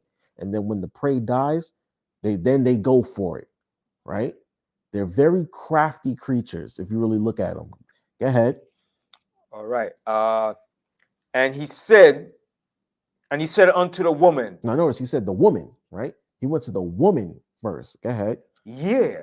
Hath the Most High said, ye shall not eat of every tree of the garden? Now check this out, right? Because we skipped that part, but we know that the Most High said of every tree in the garden you can eat of, meaning you can learn of all these different things in the world. You can learn science, mathematics, you can learn architecture, you can learn how to use the resources that you see in the world for what you need to do. But then he also said, look, the tree of the knowledge of good and evil, the tree that's in the middle of the garden, don't touch that. Don't learn that. Don't learn how to use things for good and evil, right? But now, how did Eve learn that? She learned it from Adam. But why did the serpent go to her and not Adam, right? We're going to find out. Go ahead. Let me read again. And he said unto the woman, yeah, hath the Most High said, ye shall not eat of every tree of the garden? And look at how he asked her. He said, did God say that? Right. He's questioning her. He's questioning her, and what he's doing is sowing a seed of doubt and discord, right? That's what he's really doing. He's really planting that seed of discord and did I really know this? And that happens to us as Israelites all the time, where especially when we watch the news and we see things that are happening to those Israelis over there. It's like, damn, are they really the people? And it'll start making you questioning your belief. Like, is this really the truth? Are we really the Israelites of the Bible, or are they the Israelites? Because they've been masquerading us as us for so long that is like, okay, maybe they are the true people of the, I don't know, you know what I'm saying? But this is what Satan does. He'll start to cause you to doubt and disbelieve the things that you've been taught, the things that you've learned, the things that you believe in order to get at you, right? Go ahead. And the woman said unto the serpent, we may eat of the fruit of the trees of the garden. Right, we can learn these different things. Go ahead. But of the fruit of the tree which is in the midst of the garden. But that particular thing over there, go ahead. The Most High have said, ye shall not eat of it. Don't eat of it, Neither shall ye touch it. Don't even touch it. Don't even think about it. Go ahead. Lest you die. Lest you die, because if you do it, you will die. If you do with this, if you try to touch this tree or eat of this tree, you will die. Go ahead. And the serpent said unto the woman, you shall not surely die. See, now check this out. Notice what is Satan, bless you, what did Satan do by making that statement. He essentially called the Most High a liar. Mhm. He said that God was lying. That's not true. It's not gonna. You're not gonna surely die. You're not gonna die right away. He's not the authority of things. Right. He's not gonna kill you over that. You know what I'm saying? Is God really gonna kill you over that? Like, you ever heard, like, okay, so when you tell people, oh, I don't eat pork, or I don't eat shrimp, crab, lobster, or whatever, right?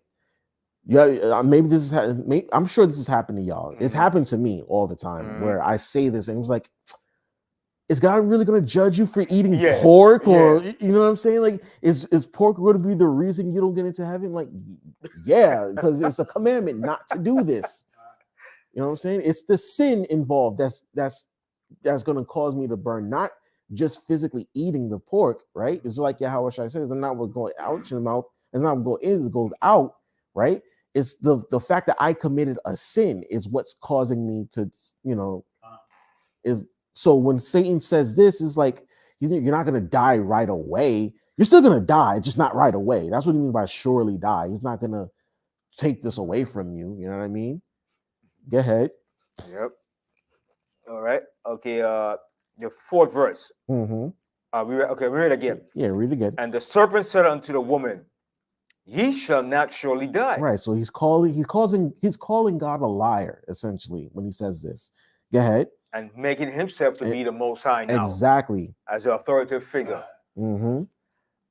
For the Most High doth know that in the day ye eat thereof, then your eyes shall be open, and ye shall be as gods, knowing good and evil. So he not only did he call God a liar, no, he sowed a seed of doubt in her, right? Then he called God a liar. Now he's saying God was keeping something from you, right? Because the scriptures, he said, the Most High know that in the day you eat, your eyes shall be open. You didn't know that, but the Lord did. Right? And he didn't tell you that. And he didn't tell you that. He kept that from you. See? You see how that sin, so he's sowing that seed in her to cause her to commit sin, which is in sense going against her husband, because her husband taught her these things. She didn't learn this from the Most High himself. He did, but he had to turn around and teach it to her. He piqued her curiosity. Exactly.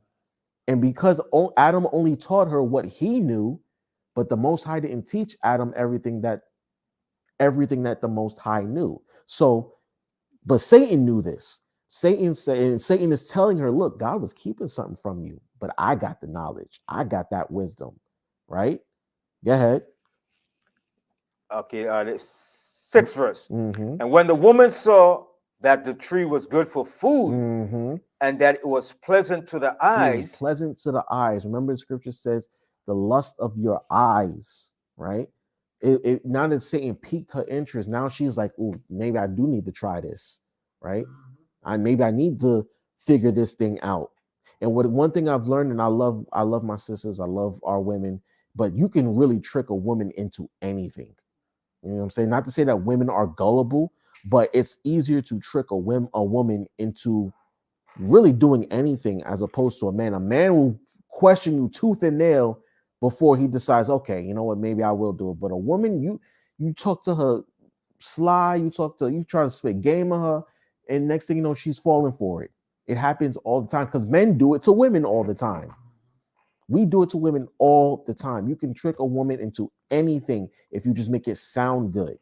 And this is what Satan did to her, to the point where something that was forbidden to her is now pleasing to her eyes, to the point where she wants to partake, going against the commandment. Go ahead. And a tree to be desired to make one wise, she took of the fruit thereof, right, and did eat, and gave also unto her husband with her, and he did eat. Right. So now, not only did she fall into her own lust, the lust of her eyes, right? She came back and brought it to her husband, right?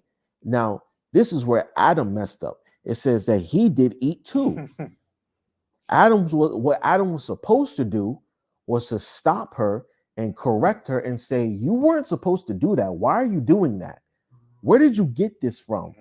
And this happens a lot where a lot of men deal with women and the woman is trying to introduce them into something and the man is just like, what the hell is this? Where did this come from? Where did you hear that? You know, that's what Adam was supposed to do. But because Adam trusted her, right? Adam had trust for his wife because he taught her everything that she knows, right? So now she comes to him. He's not thinking she's a threat. He's not thinking that she's trying to trick him or beguile him or whatever, trying to lead him astray. He's thinking, oh, she done picked something up and now she's bringing it to me. And then she's sharing it with me. We sharing this thing together, not realizing, no, she was deceived, bro. She was deceived into doing this. You know what I mean? And can I say this too? And it wasn't just one time that it happened that Satan came to her. This was a continual process of him continue coming in and doing and spitting that evil vibration to her. Yeah, so it just one time he just came to her and said, bam, that was it. Right. Because at first she probably, her guards was up like, wait a minute. It had to be that she got comfortable with him.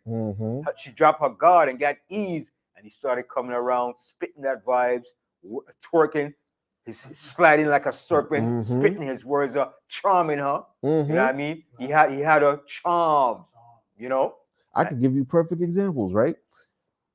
In the world and on people, like on jobs, they have these things called like work wives and work husbands, where you have a good chemistry with someone of the opposite gender that you work with, but it's not necessarily romantic.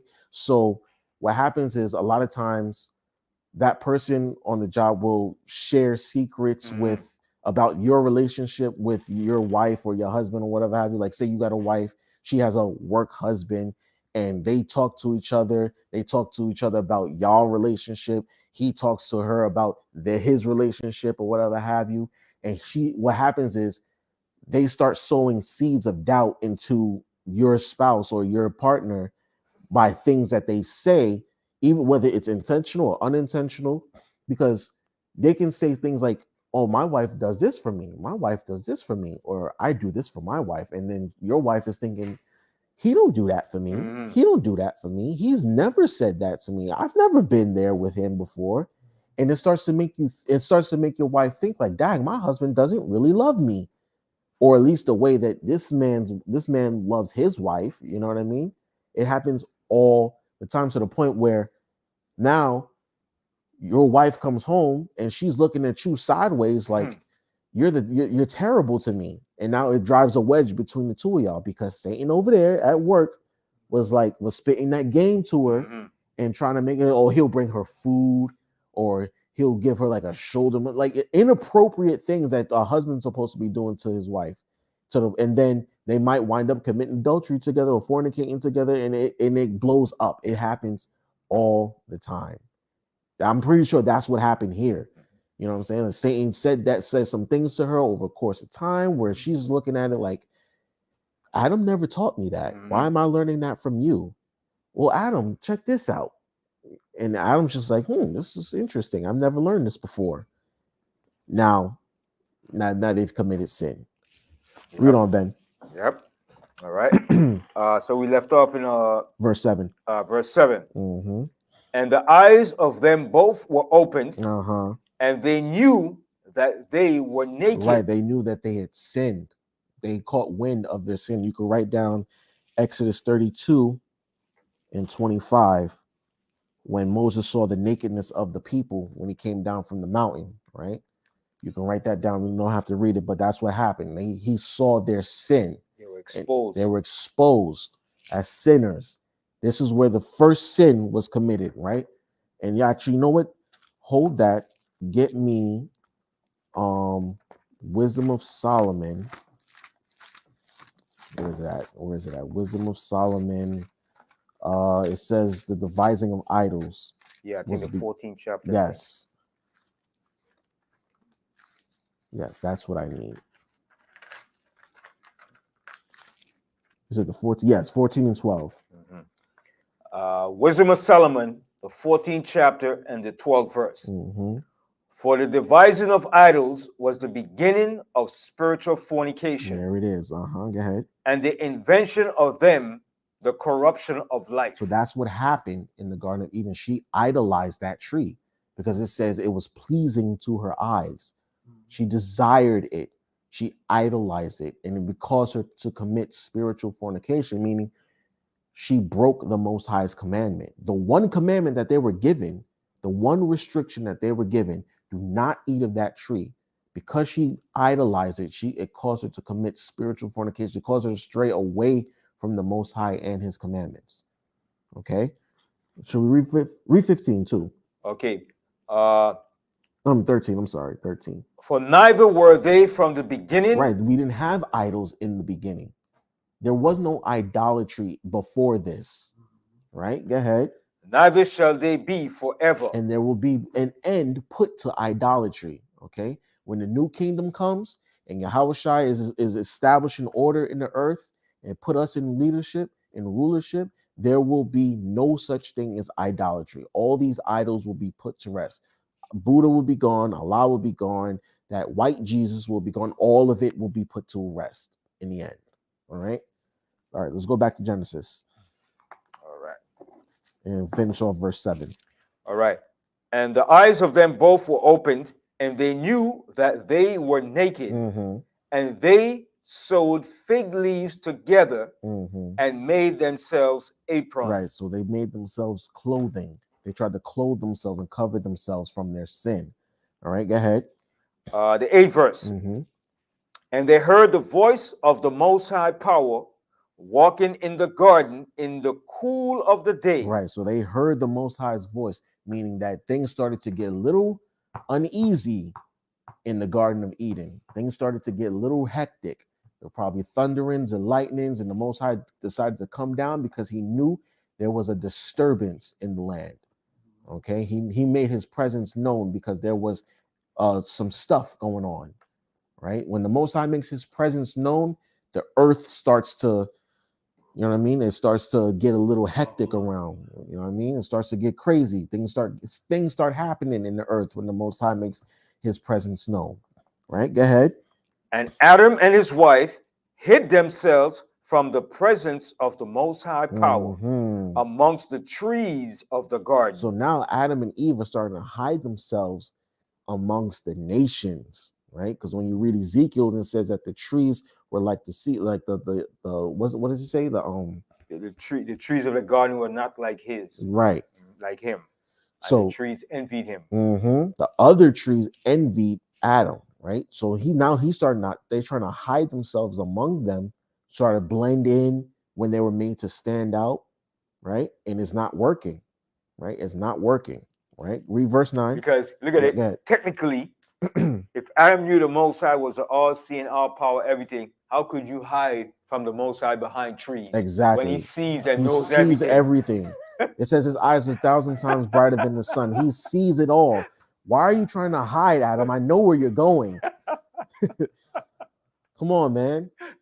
It's foolish of you to try to hide. I can see you. Go ahead. All right. Okay. The 9th verse. Yes, sir. And the Most High Power called unto Adam and said unto him, where art thou? Right. This is a rhetorical question from the Most High. It's like, where are you at? Come on, front and center. Adam, front and center right now. Go ahead. And he said, I heard thy voice in the garden, and I was afraid because I was naked, and I hid myself. Right. He said, I knew I messed up, and I tried to cover it up. Okay. And I knew that you found out, so I tried to hide myself. Yep, that's it. Go ahead. And he said, who told thee that thou was naked? So now we're starting to get into the deep questions. Who told you were naked? Right? Go ahead. Hast thou eaten of the tree whereof I commanded thee that thou shouldest not eat? Right. He said, how did you know this? How do you know you were naked? Did you eat of the tree I told you not to eat from? The one tree I told you not to eat from. Go ahead. And the man said, the woman whom thou gavest to be with me, she gave me of the tree. So now he's starting to play the blame game. Instead of taking responsibility and just saying, yes, I ate of the tree, he said, The woman, she did it, Passing the buck. right? Now he's passing the buck. No, it was this was her. She gave it to me and did eat, right? Now, what is this? Read on. She gave me of the tree, and I did eat. Mm-hmm. And eat means to consume, to take in. Right. It doesn't really mean to eat physically, Mm-hmm. but to take in, absorb into your mind, into your mm-hmm. psyche, into your spirit, into your Mm-hmm. soul, Mm-hmm. to absorb and to take part of it. Mm-hmm. That's what it means to eat. All right. And the Most High Power said unto the woman, what is this that thou hast done? Right. Now he looks at Eve and he's like, what did you do? Why have you done this? Why did you do this? Now, what does she say? And the woman said, the serpent beguiled me, and I did eat. Now, the serpent beguiled me, and I did eat. Now, she's passing the buck. Even though what she said was true, I want y'all to see they're not taking accountability of their own actions. Adam blames Eve, right? Adam was in charge. Like I said before, when she brought it to him, he was supposed to stop her and say, no, we're not supposed to do this. We're not supposed to eat of this. She turns around and she blames the serpent when she says the serpent beguiled me. But one thing that we overlooked when she started talking to the serpent, she was on point. In the beginning, she was on point, but the more she entertained it, that's when the deception came, right? That's when that Satan found that avenue to, okay, now I got her, okay? Because in the beginning, she initially resisted and she said, no, we're not supposed to eat of that tree. We're not supposed to do that. But then she fell victim, right? And now because she passed the buck, now the serpent is being questioned. Go ahead. The 14th verse. Mm-hmm. The Most High Power said unto the serpent, because thou hast done this, Mm-hmm. thou art cursed above all cattle Mm-hmm. and above every beast of the field. Right. Upon thy belly shalt thou go, and dust shalt thou eat all the days of thy life. And dust, you will eat dust. You are destined to lick the dust. And for that, you could write Isaiah chapter 49, verses 22 to 23. And you could write down Micah chapter 7, verses 16 and 17 to go with that. You're cursed above all cattle, and you're bound to lick dust for the rest of your days. That's Satan's due. That's the end for him. Now, this is where really, really, this is where it hits home in verse 15. And you can see this Satan here came down in the form of a man. Mm-hmm. In the form of a man, mm-hmm. as an angel of light. As an angel of light. I think that's, what is that, 2 Corinthians 11 and 3? Yeah, I think I got that. He came down as a man, okay, and he put on a charm and wrap an Eve. Mm-hmm. That's why I be telling women, don't look at a man in his face to don't judge a man by his face, what he looks like. All right. Always, you want to read that? Yeah, read it. Yes. Okay. 2 Corinthians 11 and 3. Yes, it's a good scripture. In fact, this is exactly what happened. 2 Corinthians 11 and 3. Yep. Okay. But I fear, lest by any means, as the serpent beguiled Eve through his subtlety. Through his subtlety, meaning his craftiness. He didn't just come out and just say it. He worked his way into her spirit. And like I said, first he sowed that seed of doubt in her. And then once that seed was planted, he worked on it. He watered it and it increased. You know what I mean? Go ahead. So your minds should be corrupted from the simplicity that is in Mashiach. Right. Because when you really think about it, the Most High and Yahweh Shai's doctrine is actually very simple. It's not hard. It's not some esoteric hidden knowledge that will make you wise above all else. It's just really simple living that'll prolong your days on the earth. It's really not that hard. But because people want to be deep and people want to profess some profound wisdom that they think they have, they go deeper and deeper and deeper and try to find things that aren't there. to the point where they stray from the Most High completely, when really all of it is right here in the scriptures. It's simple to understand. And that's what happened with Eve. She had everything. Everything that Adam had was hers. But because she wanted more, because she was being greedy, because she wasn't satisfied with the simplicity of Yahushai, right? She wanted more, and therefore she got punished. All right. Let's go back to Genesis. I believe verse 15. 15. Genesis 3 and 15. Here it is. Go ahead. And I will put enmity between thee and the woman, and between thy seed and her seed. It shall bruise thy head, and thou shalt bruise his heel. Right. Bruise. So he said, I will put enmity between thee and the woman. And y'all know our women are like Satan got them in a chokehold to the point where he just will not let them go. He hates our women beyond, like, with the white hot intensity of 1,000 suns. He has so much hatred for her that it's like bro, leave her alone. Just what do you like? The hatred it's past us as the men, but he gets to the woman, right? To the point where the woman is just under spiritual attack all the time, you know, and they don't even see it half the time. All this stuff that you see our women do, it's because they're under a spiritual attack and they don't realize it. Our women are this way. They act this way in the streets and on TV and all this here because they're under a spiritual attack and they don't see it, right? And that's because of what they've done, of what we did in the Garden of Eden, right? It says, I will put enmity between thee and the woman, and between thy seed and her seed. So the children of the woman is us as Israelites, right?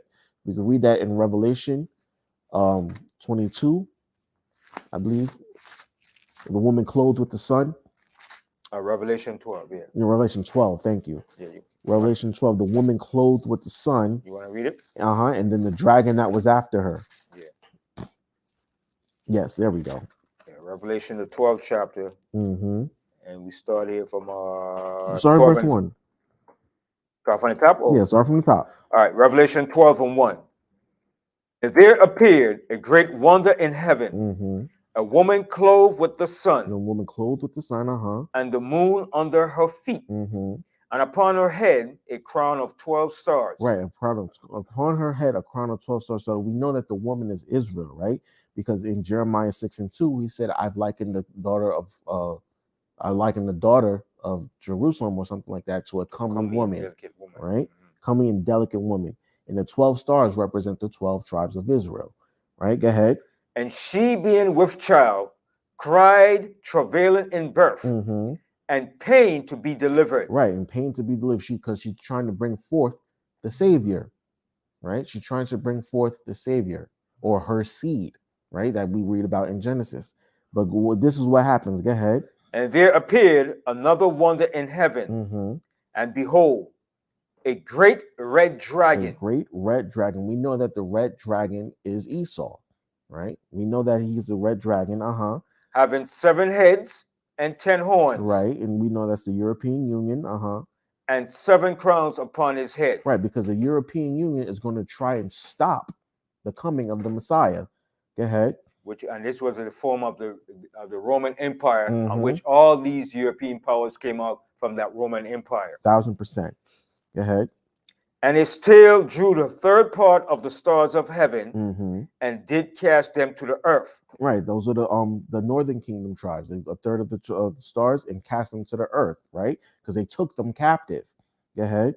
And the dragon stood before the woman, which was ready to be delivered. Right. For to devour her child as soon as it was born. See, that's what we read about in Genesis 3.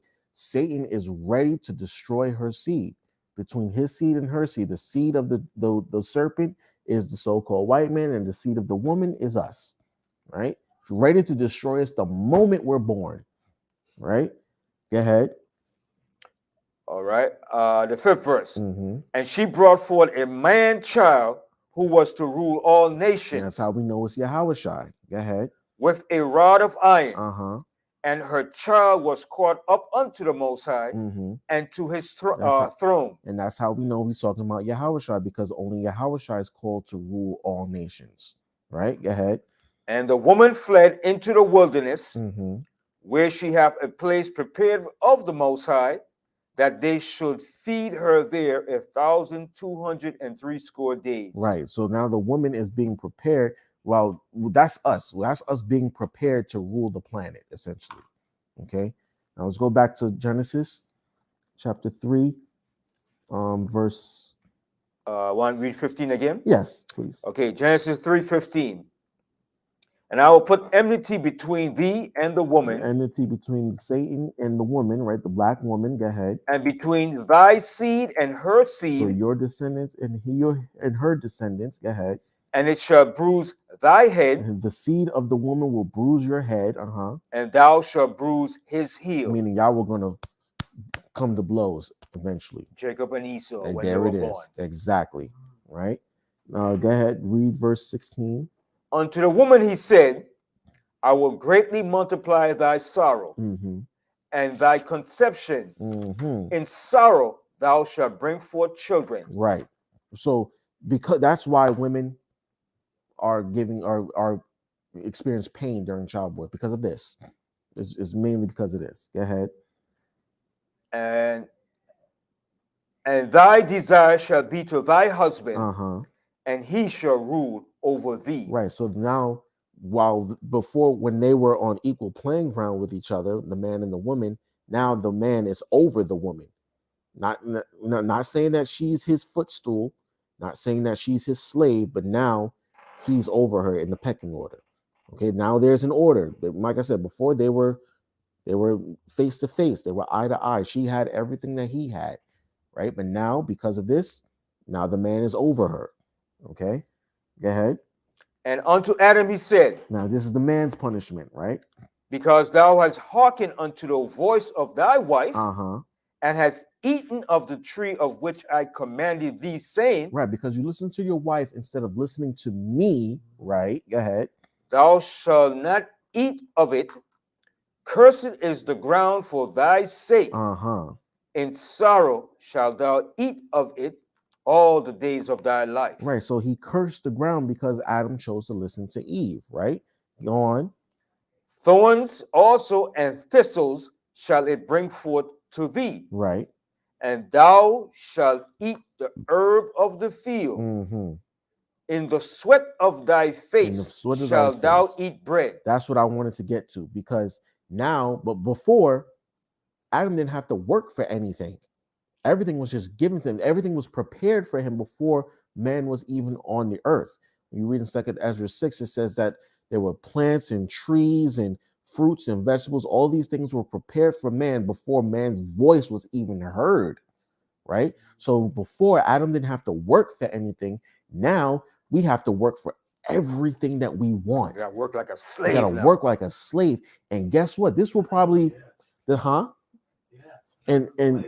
and it probably sows a seed of resentment in Adam towards Eve, because remember, the Most High said, because you listen to her, now you got to do all of this.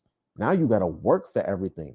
So Adam is probably looking at Eve like, you mother, you know what I mean? Like, why did I listen to you? Now look at what we're going through, you know? Hard times. Hard time, because I wanted to listen to you. They looking at each other, and that's what breeds that resentment and drives a wedge. Okay, finish the verse. In the sweat of thy face shalt thou eat bread till thou return unto the ground. Right. For out of it was thou taken. For dust thou art, and unto dust shalt thou return. Right. So that's where sin crept in. Right. Now we're going to jump ahead into chapter 4. And we're going to read about how sin affected and transcribed unto the children and what happens there. And that sin is represents us still in the garden, eating of the tree of the good and evil. Absolutely. Because now that we know how to use things for good, we also know how to use things for evil. Things that we should not know. We shouldn't know how to turn metal into weapons, right? Because when you read later in Genesis, you read about Tubal Cain the artificer. He was, when he talks about a metal craftsman, this dude was out here making weapons of war. Mm-hmm. You know what I mean? Out here killing folk. That's what we learned how to do. We learn now, even today, you look at today, we know how to split an atom and create nuclear weaponry to blow an entire country off the map. That's knowing evil. We know how to use things for good, right? We know how to take herbs and how to make medicine out of it. We know how to take metal and make vehicles, but then we also take medicine or take the same materials and use them to destroy ourselves, right? That's the good and the evil. And then going back to this point too, if the people in Israel are supposed to be God's chosen people, right? They're God's chosen people. Why do you have nuclear weapons and all this arsenal of weapons to kill people if you're God's chosen people? And God's supposed to be fighting your battle? Exactly. Why is the United States supplying all these weapons to kill and destroy people if you're God's people? You don't listen, Israel, we know that the Most High is supposed to fight Israel's battle, but over there on the other side of the planet, right? This country's fighting their battle, just like you said. They don't need a Messiah. No. The Messiah, their Messiah is the United States of America. It's their weapons of destruction. They're brute force. Like the scripture said, that was the blessing of the Gentiles. Their blessings. You understand? Exactly. So that's another way you could tell that they're not the chosen people, the true people of the book. Because they knew that Israel is supposed to be a people that, have you ever heard of an atheist Jew? There are Jewish people who don't even believe that there's a higher power. Ain't that something? It doesn't make any sense. It's kind of the point of being a Jew. Okay, you're one of God's people, but that's another story for another day. All right, jump down to chapter 4, verse 1. All right, chapter 4. You're not gonna read the whole chapter, right? No. Okay.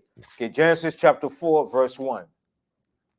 And Adam knew Eve, his wife, and she conceived and bare Cain, and said, I have gotten a man from the Most High. Right. She said, I got a child from the Most High, a man child from the Most High. Right. Go ahead. And she again bare his brother Abel. And Abel was a keeper of sheep, but Cain was a tiller of the ground. So Abel was a shepherd, and Cain was a farmer. Right. Go ahead. And in process of time, it came to pass that Cain brought of the fruit of the ground an offering unto the Most High. Right. So this was around the time what we call first fruits, right? Why? Because he brought the fruit of the ground, his best fruits for the Most High, right? But then look at what Abel brought. Go ahead.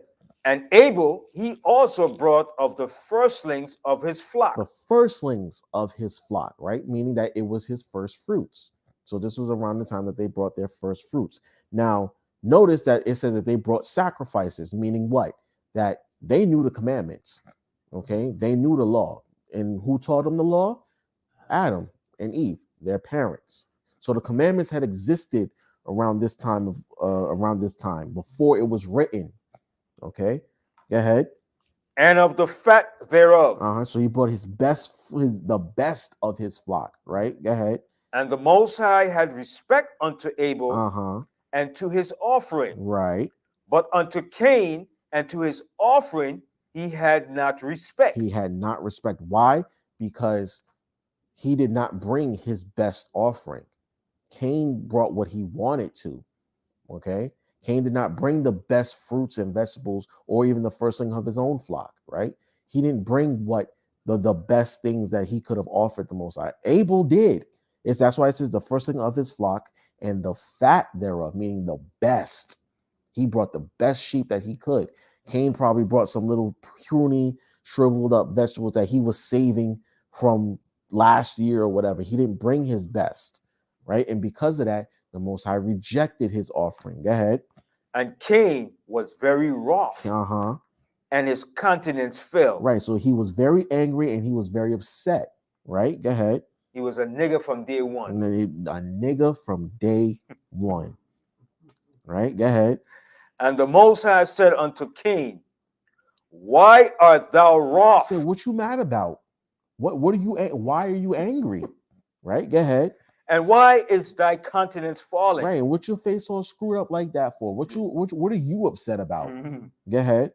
If thou doest well, shalt thou not be accepted? Right. So he said, look, if you do the right thing, then would you not be accepted? If you had brought me the right sacrifice, would you not have been accepted? Go ahead. And if thou doest not well, sin lieth at the door. And if you do the wrong thing, guess what? Sin is right there waiting for you. See, he said sin, meaning breaking the laws of God, is right there. The sin is there's a thin line between righteousness and unrighteousness, and if you toe that line, sin was right there waiting for you. Go ahead. And unto thee shall be his desire, and thou shalt rule over him. Right. So sin is going to overtake you if you don't do the right thing. He says sin will overtake you. I mean, you become a complete sinner. There's no going back from that. Go ahead. And Cain talked with Abel, his brother. And it came to pass when they were in the field that Cain rose up against Abel, his brother, and slew him. The first recorded murder in the Bible was by a black man to another black man. And he was plotting that too. He was plotting. The minute that the Most High rejected him and he saw that his brothers was being accepted, he said, oh no, I got to kill this nigga now. He's a dead man. A dead man walking. And what's crazy is Cain is the older brother. You know what I'm saying? There's so many parallels between Cain and Abel and Jacob and Esau, right? That Cain, being the older brother, was rejected, just like Esau, being the older brother, being rejected. But this time, Cain actually succeeded with his plot while Esau didn't, right? Because Esau was sloppy with his. Cain was a little craftier. See, he talked with him in the field and said, you know what, Abel, can you tell me what happened, this, that, and the third, yada, yada. And then probably when he had his back turned, probably slit his throat. Yeah. You know what I mean? All right. So hold that. Get me 1 John 2:15, I believe it is. I think that's it. No, 1 John chapter 3, verse 11. I'm sorry. 1 John chapter 3, verse 11. Yes, sir. All right. Okay, 1 John chapter 3, verse 11. Yes. For this is the message that ye heard from the beginning, that we should love one another. Right. That this is not a new message. Love was always the beginning, was always the message that we should love each other. Right? Go ahead. Not as Cain. Not as Cain, right? Who was of that wicked one. Who was of that wicked one. So even though Cain was the physical son of Adam and Eve, he was a spiritual son of Satan, right? Satan was his daddy. Okay, probably born of that rift that Satan caused. Remember, I keep saying Satan caused. He sowed a seed of doubt in Eve, right? He sowed that, and she absorbed that energy, and it probably fostered into a child. And Satan said, "I got one now. Now my seed is in the earth." Okay, go ahead. And not as Cain, who was of that wicked one, and slew his brother. Right? Go ahead. And wherefore slew he him? Right. Why did he kill Cain? Go ahead. Why he killed Abel? Because his own works were evil. His own works were evil. He was practicing evil. Not giving the Most High your best is evil. As Barak says, it's evil. You understand? It's evil. When you give the most, when you shortchange the Most High, that's evil. Okay, like the scripture says, will a man rob God? Right? That's evil to not give the Most High his due. Go ahead. All right.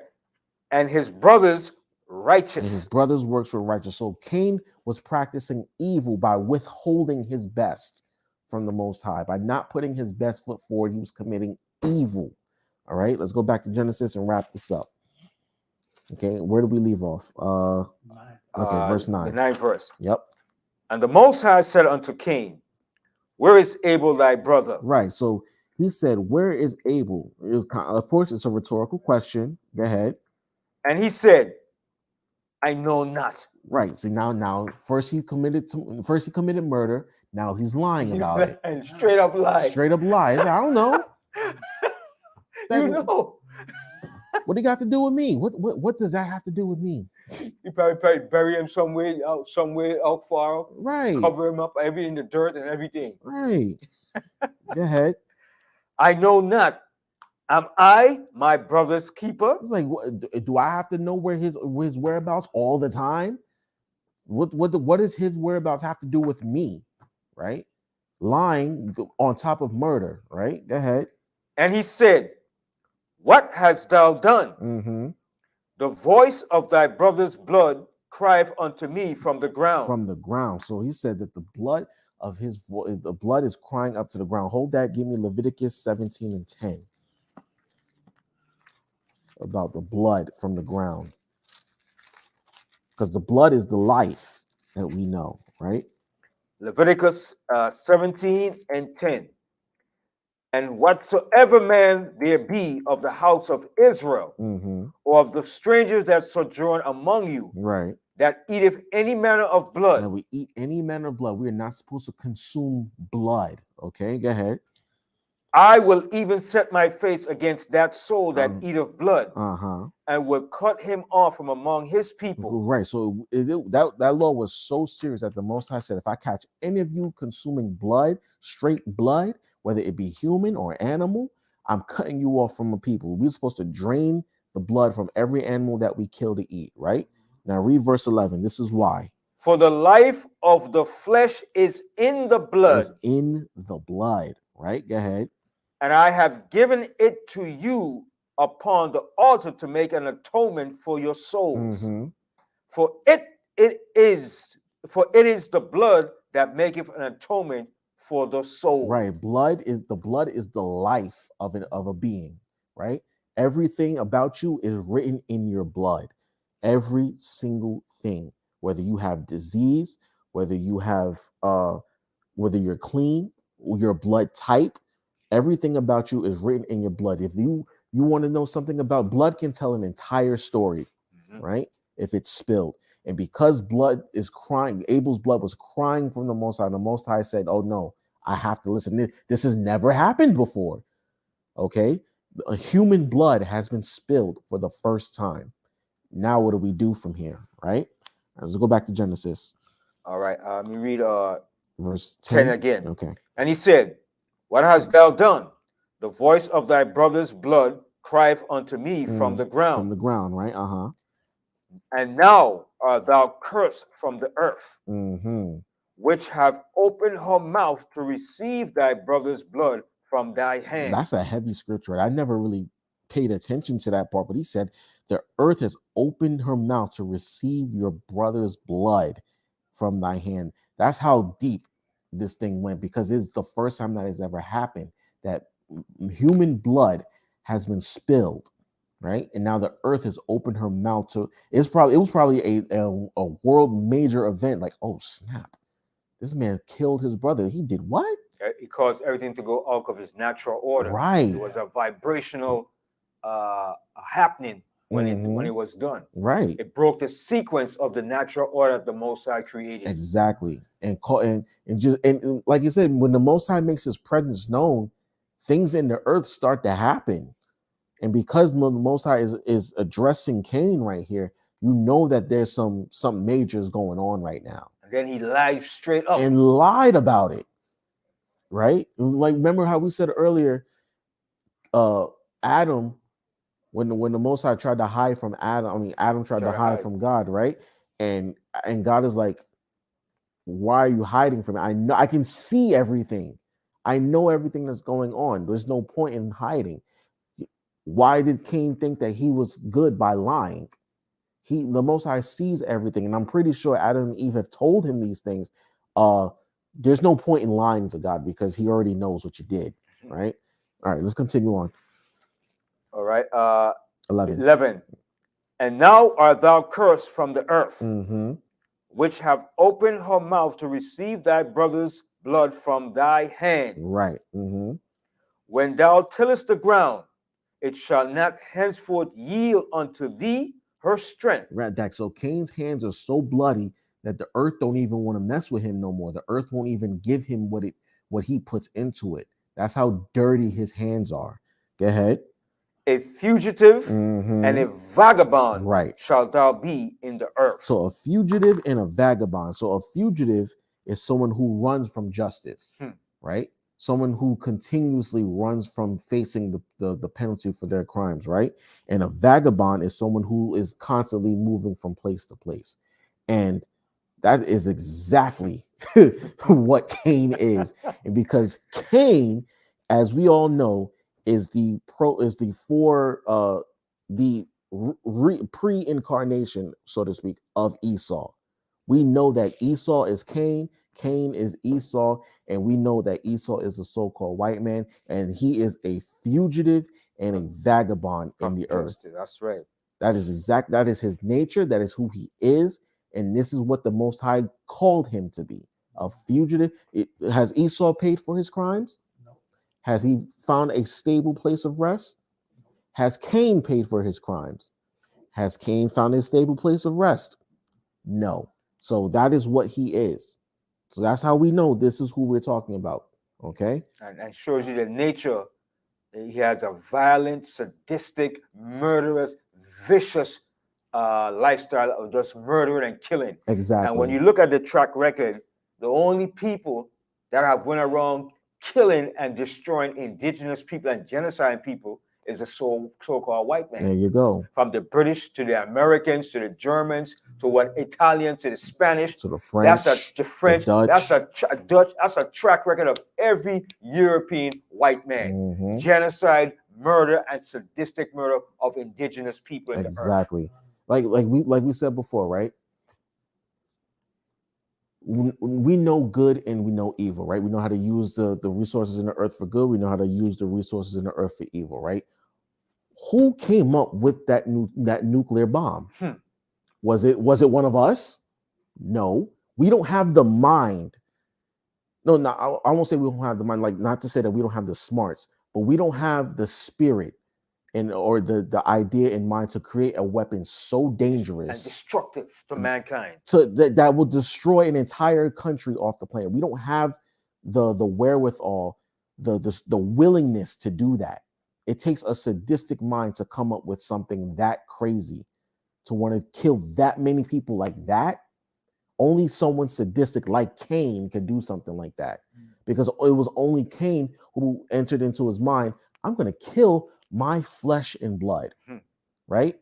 I even me personally, I don't have it in my mind to kill anybody, let alone my flesh and blood.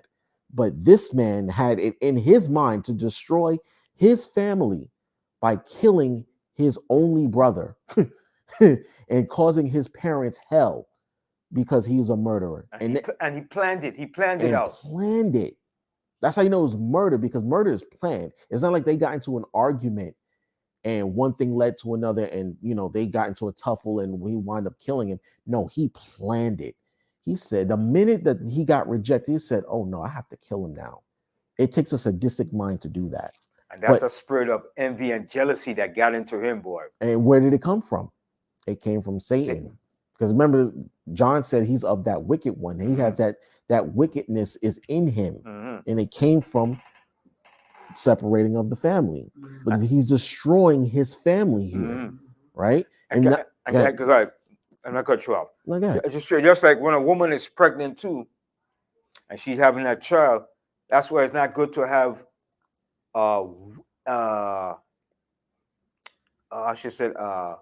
weak and evil vibration around the woman with that child, because that vibration, it goes in, absorbs into the child. The child in that womb absorbs that negative energy. All of it. That negative energy is not good, conducive for a woman that's having children. She's supposed to be around a positive vibration. When we go back in our history, the woman always were around a positive era of woman that was kept away from the husband and kept in a positive vibration, so they could absorb that positive vibration of the Most High instead of being with that negative vibration, so the child won't absorb that energy. All right. And like you said, that's the same energy that Satan put in Eve, and it was bred into Cain. It was bred into Cain. And even after a child is born, like, and a lot of women know this already, but you can't let everybody hold your child or be around your child, because they, like you said, they absorb that. They absorb that energy. They absorb that spirit from whoever, whether it's a physical thing, like if you ain't wash your hands and, you know what I'm saying, you got dirty clothes on, you're not supposed to hold a child. But even then, with that spirituality, children feel that. You know what I'm saying? And young babies, they're impressionable. You can put anything onto a child, right? And like you said, Satan, he bred that in her from the beginning and said, I got him. I got one. And this is the fallout of it. Right. And just to go back to that too, just like when Elizabeth and John and Yahushua and Mary met Elizabeth and she saluted her, it said the baby leaped in her womb because he was familiar with that positive energy and vibration. He recognized it in the womb and he leaped. That's right.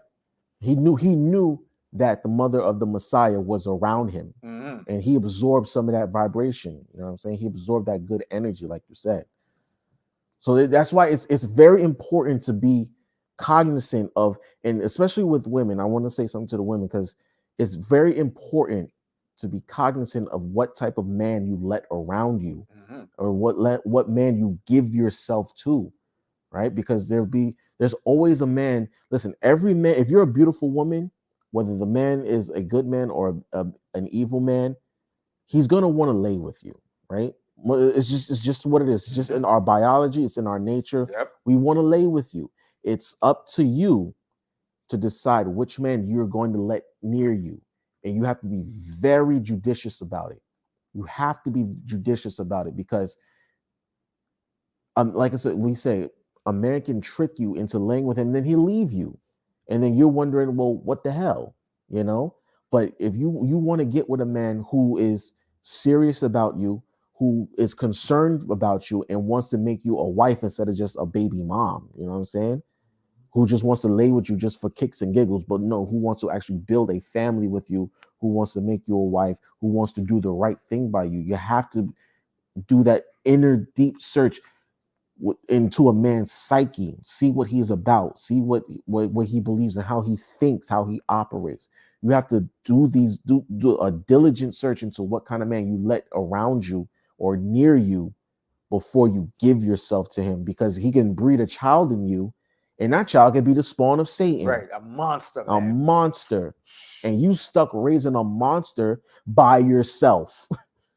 And then the world will raise them into one of their own. And now we got all these little monsters running around.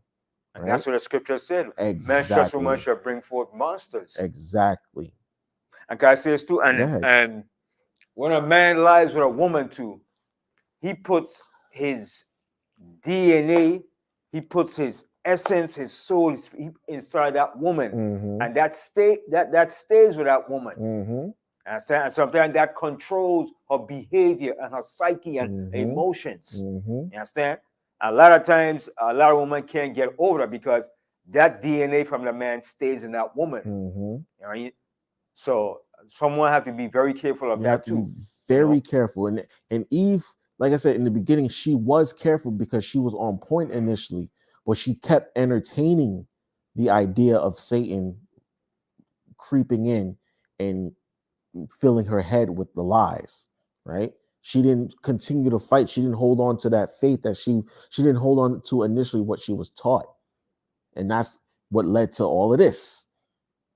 That's what it led to all of this and led to where we at today, if you really think about it. Okay, I'd real quick to that too, not to throw you off. And Satan today is so powerful today, from the way he was in the beginning to the way he is today now, by amplifying and using his media to control and seduce the masses of our people, and mainly the woman, to make them believe his lies and his BS. Absolutely. By using the media. And turn you away from the Most High. Because that's his ultimate plan. That's Satan's ultimate plan, is to turn us away from following the Most High.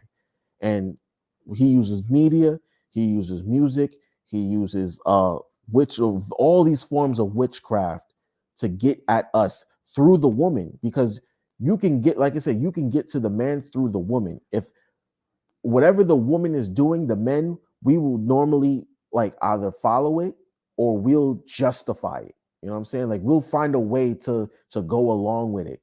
But it takes real men to say, no, we're not standing for this. No, this is not right. We have to put a stop to this. And that's our job as the prophets of the Lord to say, no, this is not the way that it's supposed to be. This is what we're supposed to be doing. Okay. Now, let's finish this up. Genesis 3 and 12. Yes. 4 and 12. Yes, Con. When thou tillest the ground, it shall not henceforth yield unto thee her strength.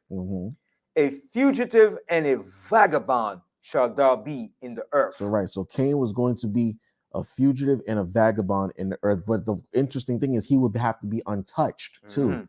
Go ahead. And Cain said unto the Most High, my punishment is greater than I can bear. See, now he's trying to play the victim. Now he's trying to play victim. My punishment is greater than I can bear. Well, first of all, you murdered your brother. So you're no victim here. And your punishment is just, if you really think about it, because you got off easy because you should have been killed too. Right?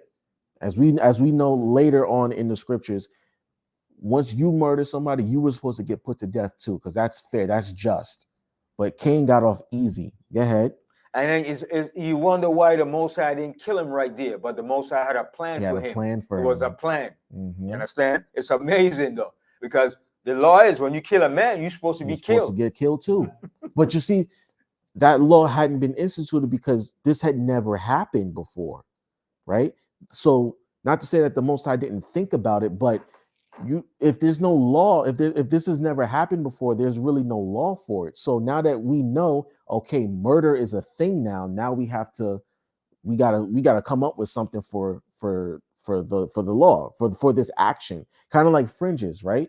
Before that incident where the brother was picking up sticks on a Sabbath day, there was no law of fringes. But after that, now we gotta remind ourselves, yeah, we're not supposed to be doing this on Sabbath day. So because now there's murder's in play now we got to do this thing. Go ahead. Genesis 4 and 14. Behold, thou hast driven me out this day from the face of the earth, and from thy face shall I be hid, and I shall be a fugitive and a vagabond in the earth. Right. So now Cain is disconnected from the Most High. That's why he said, "You hit my face. You hid your face from me." Yeah, because you're a murderer, dude. You took life. You took the precious thing of life. You destroyed your family because you're jealous, right? You destroyed my creation because you're jealous. Yeah, I'm going to hide my face from you. I don't want to talk to you. You know what I mean? Go ahead. And it shall come to pass that everyone that findeth me shall slay me. That's a just thing, to slay the wicked. Exactly. Slay a murderer. Exactly. Because they know, oh yeah, that's him right there. Don't let him come near you. There he go, right there. Yeah, that's the one. He killed his brother. Go ahead. And the Most High said unto him, therefore, whosoever slayeth Cain, vengeance shall be taken on him sevenfold. Right. So now Cain, like I said, Cain got off easy because not only was he not put to death, but now he's under the Most High's protection. Because he said, whoever kills Cain, vengeance is taken on him sevenfold. So you getting 7 times worse than what you would do to Cain. So not only are you going to get killed, but maybe your entire family, your entire bloodline is going to get killed off if you touch him. Why? It's like you said, Ben. Now the Most High's got a plan for him. Said, okay, I got something for you. All right, go ahead. And the Most High set a mark upon Cain. Right, that mark, he took his skin color from him. That's the first albino. Turned into a white boy. Turn him into a white boy. So everyone who sees him is going to be like, yo, what the hell? Who in the hell is that? What is that? Is that a man? That's disease? Then they're going to realize, oh, that's Cain. Oh, not mess with him. We know what happens if you mess with him. All right. Finish that verse. Lest any finding him should kill him. Any finding him should kill him. So he said, this is the mark. Do not touch him. Okay, so I hope that you brothers and sisters got something out of it. Like I said, this is me restarting that series of dysfunctional families. I started it before. I think I got up to David and his family. We're gonna go through all of it, okay? And I'll be back here next week to go into part 2. But I hope that you brothers and sisters got something good out of it. I hope y'all see that sin is what's going to destroy our families, okay? And because it destroyed the families that we read about, and they knew the truth, right? So imagine how much more of our family who's not in the truth. You can see how sin has a stranglehold on our families, but now we have to help our families see the same thing, and maybe it'll show them the bigger picture of how it affects our people. Okay. Yeah. So, Go ahead. I just read 16. Yeah. 16 is very good, and it's showing you geographically a point in the earth right here. Okay. Go ahead. Right. And 16 said, and Cain went out from the presence of the Most High and dwelt in the land of Nod, which is the land of wandering, on the east of Eden. So he went east of Eden. Anything east of Eden had to be further away from where the garden was situated. Right. So that means he went either east, going up towards like the Caucasus Mountain area, or in the wilderness of Jordan in Mount Seir area. Right. Because remember, it says that he's going to be a vagabond. He's not going to find any stable place of rest, because now that he's marked, nobody wants him around. They know that he's a murderer. He's dangerous. He's a dangerous man. He's a marked man. So he can't, you can't stay here, bro. There's no way for him to be around. He had to go somewhere different. Somewhere different. And he had to be in east, because he said east of Eden. So let's say if he was in Africa, where in east of Africa would he have gone? He probably could have gone to like Jordan, Sierra, Iraq, Iran. No, let's say he was down in Africa. Down in Africa? Yeah, let's say he was down in Africa. Where east is he gonna go if the garden was there? No. Anywhere east has to be going across in the ocean. Yeah. There's nowhere for him to go. Right. So it had to be in that area of Israel, Iraq, and that area. And anywhere east of that had to be either in Mount Seir or up in the Caucasus Mountain area. Yeah, and then that's and he found. Funny thing is, he found a wife. Yeah, he found someone to accept him. You know what I mean? Someone who was willing to lay with this man and marry him and bear him children. Yep. She must have been wicked too, boy. Either that or she was extremely forgiving. Like, listen, I know who you are, but you kill, and God don't like you. Yeah, he was rejected. He's gone. He's done. And on top of that, everybody else on the planet is afraid of you. And you look weird. Yeah. You got no skin color. What's going on here? I like you said, either she was wicked too or extremely forgiving. Well, she was just simple. So had to be a numbskull. Had to be.